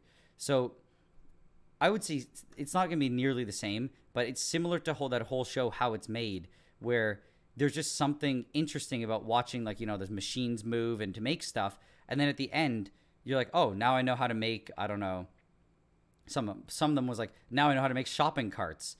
You don't really you don't really care necessarily how shopping carts were made, but it's like just seeing the whole process and how it went, you end up learning a bunch of stuff, like how metal products are made, how machinery works, how processing works.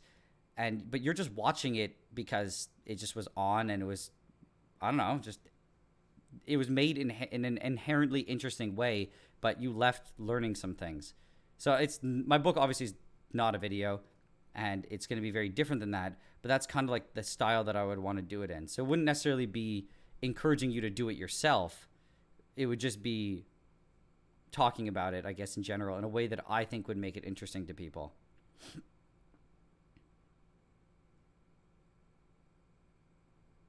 Any weird experiences buying chemicals? Not really. It's actually been oddly tame. The only time is I ordered a bunch of stuff from a U.S. company, and they labeled all the fact that I was buying nitrates. So the Canadian government had UPS ask me what I was going to use it for, and I had to send in like an email explaining things. But other than that, like, not really. I've never really had any issues buying stuff or any weird like experiences, as far as I know. Actually, I bought a funnel, and the RCMP called me because they were asking me what I was using it for. So the RCMP, yeah, is basically the federal police, are asking me because it was flagged at the border, and he wanted to know if it was being used to make drugs and all that stuff. So I had to explain to him it wasn't. But other than that, like, not really. So making high fructose corn syrup, as far as I know, that's just extracted, isn't it, from plants? So I guess I wouldn't really be making it. It's more like learning how to process it from plants. It might be interesting. I mean, yeah, it could be. Actually, that might be interesting to do because I actually don't know the process, how they do it.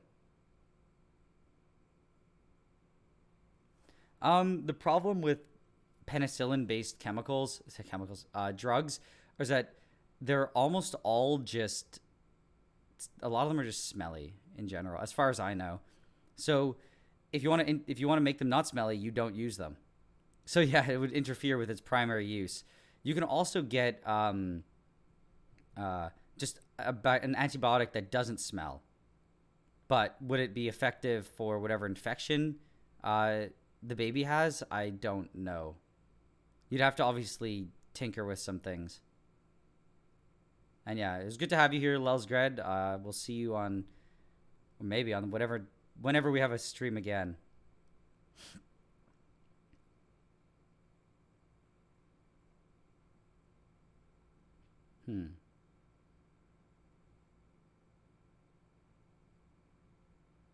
So yeah, so you added carboxymethylene cellulose.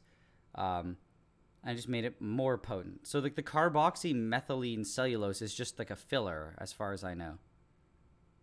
Um, that's weird that it made it more potent. Hmm. So you'd find something similar that you think it'd be cool to find something similar that, sorry, find something that does something similar to all. I'm not really sure what you're saying there.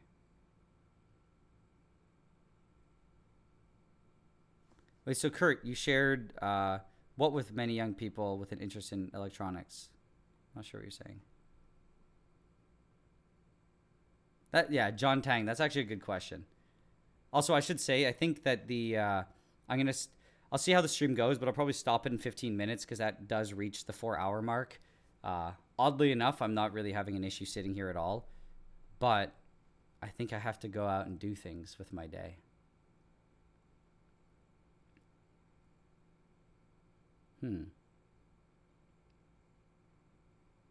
Whiskey lactone. I don't know what that is. Is it like the essence of whiskey?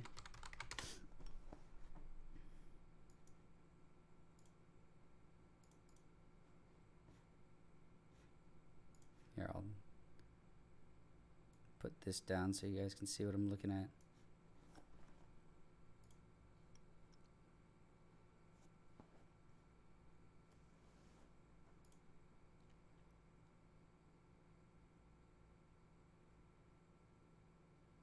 So when it comes to extractions, the most important thing, or the first thing you have to look at, is how much is actually in the whiskey. So it says here, at least according to Wiki, it can be detected by humans at a concentration of 1 microgram a liter in air. That's like not that great, I guess. Like, I don't know why it's listed in micrograms and not like ppm. But that's actually pretty potent. So it might, I don't know, like it might mean that there's not actually that much in whiskey. I don't know.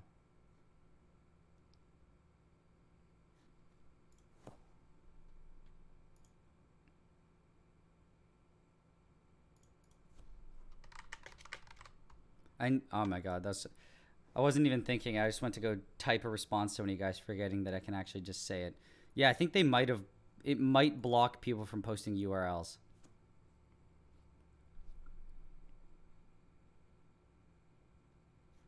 So yeah, I don't know what the concentration is of. Let's see, concentration. Some terrible Googling skills.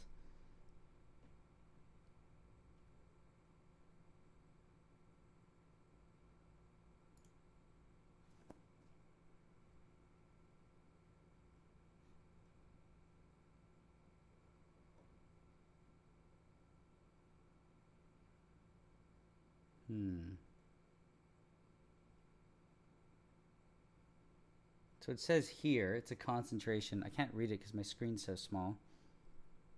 So I have to like look forward. Whatever.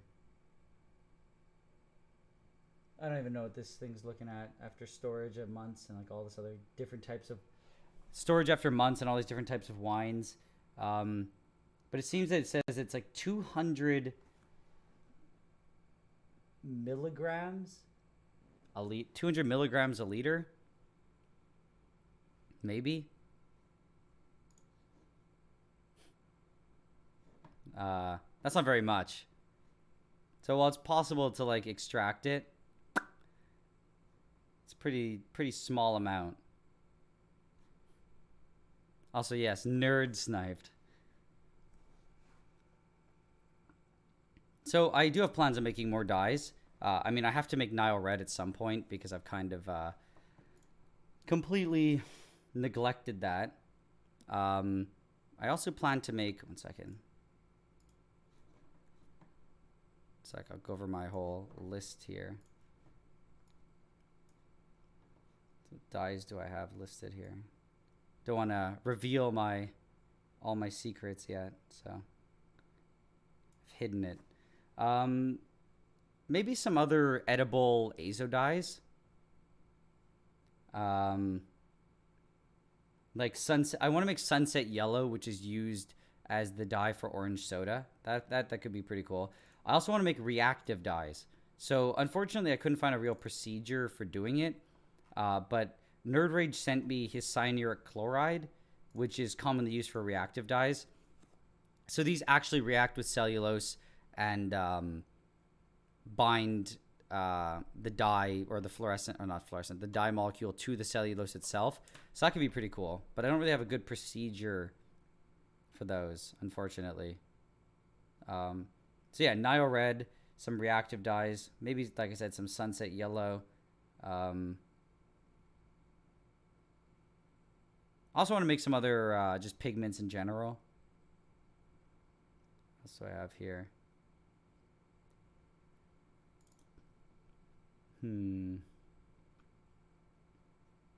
Yeah, I eventually want to touch on every single type of dye out there.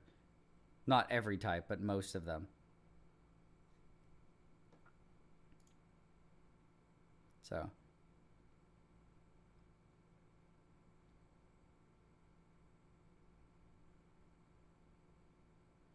Wait, are you saying that if you use Scatol instead of carboxymethylene cellulose, if it would be worse? Like, I mean, if you use Scatol, it would just be disgusting. Like, how would it be? How would it ever be better? I mean, it depends on your frame of reference. If you're looking for it, if you want it to be disgusting, then like maybe that means it's better. But for most people, it'll be much, much, much worse. Yeah. Like, what are you trying to do to your kid?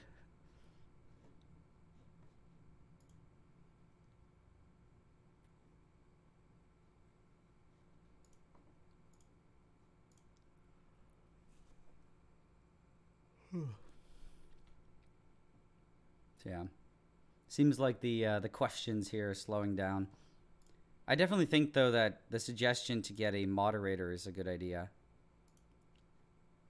And like the suggestions that you guys gave, I'm going to I'll keep this video at least now as an unlisted one for people to watch. I don't know if I'm going to post it to the channel because it'd be a very, very, very long. I mean, I guess it doesn't matter how long it is, right? Like, but a 4 hour stream is people are going to click on it and go, I don't want to listen to 4 hours.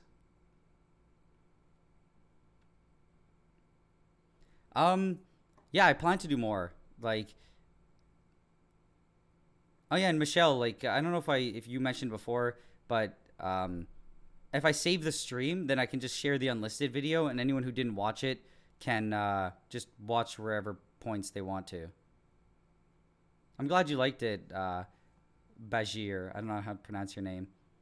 Yeah, I plan to do more because I think one big disconnect between my audience and the channel is I'll always get these comments. People think I'm not working on anything just because I'm not posting anything. So I think it might be cool. I would love to be able to make it so maybe once a week I have a thing where I just update on what I'm doing. Like the projects I'm working on, things I'm doing. I don't know, maybe it's better not to commit to doing it once a week, but maybe if I think about stuff I want to talk about, I can warn you guys a few days in advance or something and do that. Because I definitely think there's a disconnect between the videos I post. It kind of seems like they just appear out of nowhere. And some people think, yeah, I'm not working on anything in the meantime, but I always have like at least 1 or 2 projects going. So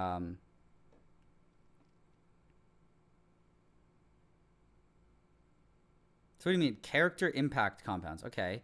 So flavors and off flavors in foods. So do you mean like additives that change the overall flavor? And I do want to make sucralose, which I believe is from, what's it called? Trying to remember the chemical off the top of my head. Oh, I'm going to cheat. Oh, okay, never mind. What is sucralose?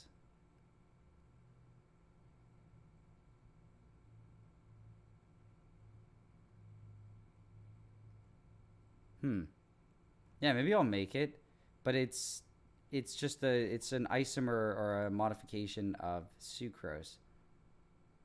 Huh. I don't know how I never found sucralose. I didn't know. I never actually looked up chlorinated sucrose. I never saw that before. I looked into the other one, which is made from. I'm trying to remember that sulfur compound. But I need to order like ortho. It's purely synthetic chemical one, but I don't remember off the top of my head what it was called. Probably have it in my list here. I thought it was, yeah. Oh, I was thinking of saccharin, which is in second, which is also just the artificial sugar used for. I don't remember what. I think xylitol is extracted from like wood and other stuff, so I wouldn't really make it, but that'd be cool.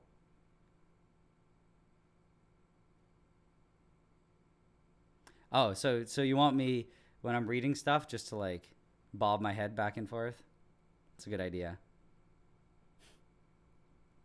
I mean, I can just say that I'm reading stuff, but actually, like making sucralose is a pretty good idea. I'll add that. I'll add that to the list. Here we go.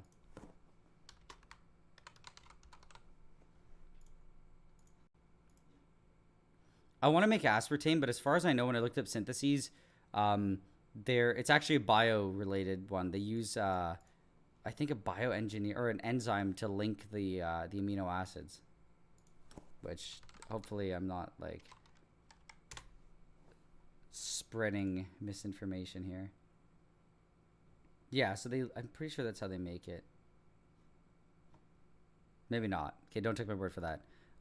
Menthol's hard to make. Menthol from the ground up is actually a pretty lengthy procedure, but I do want to make it eventually. Yeah, so Agent Frostbite, the issue that I have about reading stuff out loud is sometimes the questions or sometimes comments people made, they weren't really like questions. And it's like I felt I needed to read it first before I could say anything about it because sometimes they were just like just a comment. I guess yeah, I can read that out loud, but sometimes I don't know. No answer. I don't have a defense for that. That's true. I haven't done an extraction in a long time. I think I've filmed the extractions. I just never posted them. Maybe that no, that's not even true. I don't even have any extractions coming up. To be fair, if I make ink using this oak galls or whatever they're called, that is technically an extraction.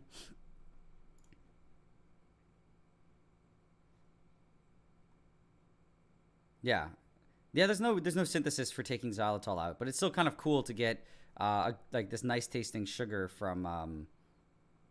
uh, from wood. And yeah, John Tang, you're saying like extractions from microbial cultures, so like penicillin and other stuff like that. Is that what you mean? Like extracting or having bacteria or microbes? Okay. Um, I have. It's just my problem is I haven't done much. I'm not. I've never really tried proper microbial stuff, so it's more just again more procrastination. I should do it in the future. I know that there's a whole thing about getting cantaloupe fungus or whatever and harvesting a really crappy version of penicillin from it, or just a really dirty penicillin. That might be cool, but like getting the it depends on how it's done. Like if I use microbial cultures to mass produce things, then I could do that. But when they're like very small concentrations, it's kind of hard. But anyway, I think that's about it for now. I'm gonna try to stop it exactly at the 4 hour mark, just for no reason. Um, Thank you guys all for coming out. This actually went way better than I thought it would. I for some reason thought it was gonna be a failure. Um, I'm gonna list it, keep it as an unlisted video. At least I'll post that to Patreon for anyone who wants to look through it. But besides that, I may or may not make it public. I haven't decided. But besides that, yeah, I hope to do more of these in the future. I thank you guys for coming out. And now I'm going to stop it exactly at the 4 hour mark for just the sake of it.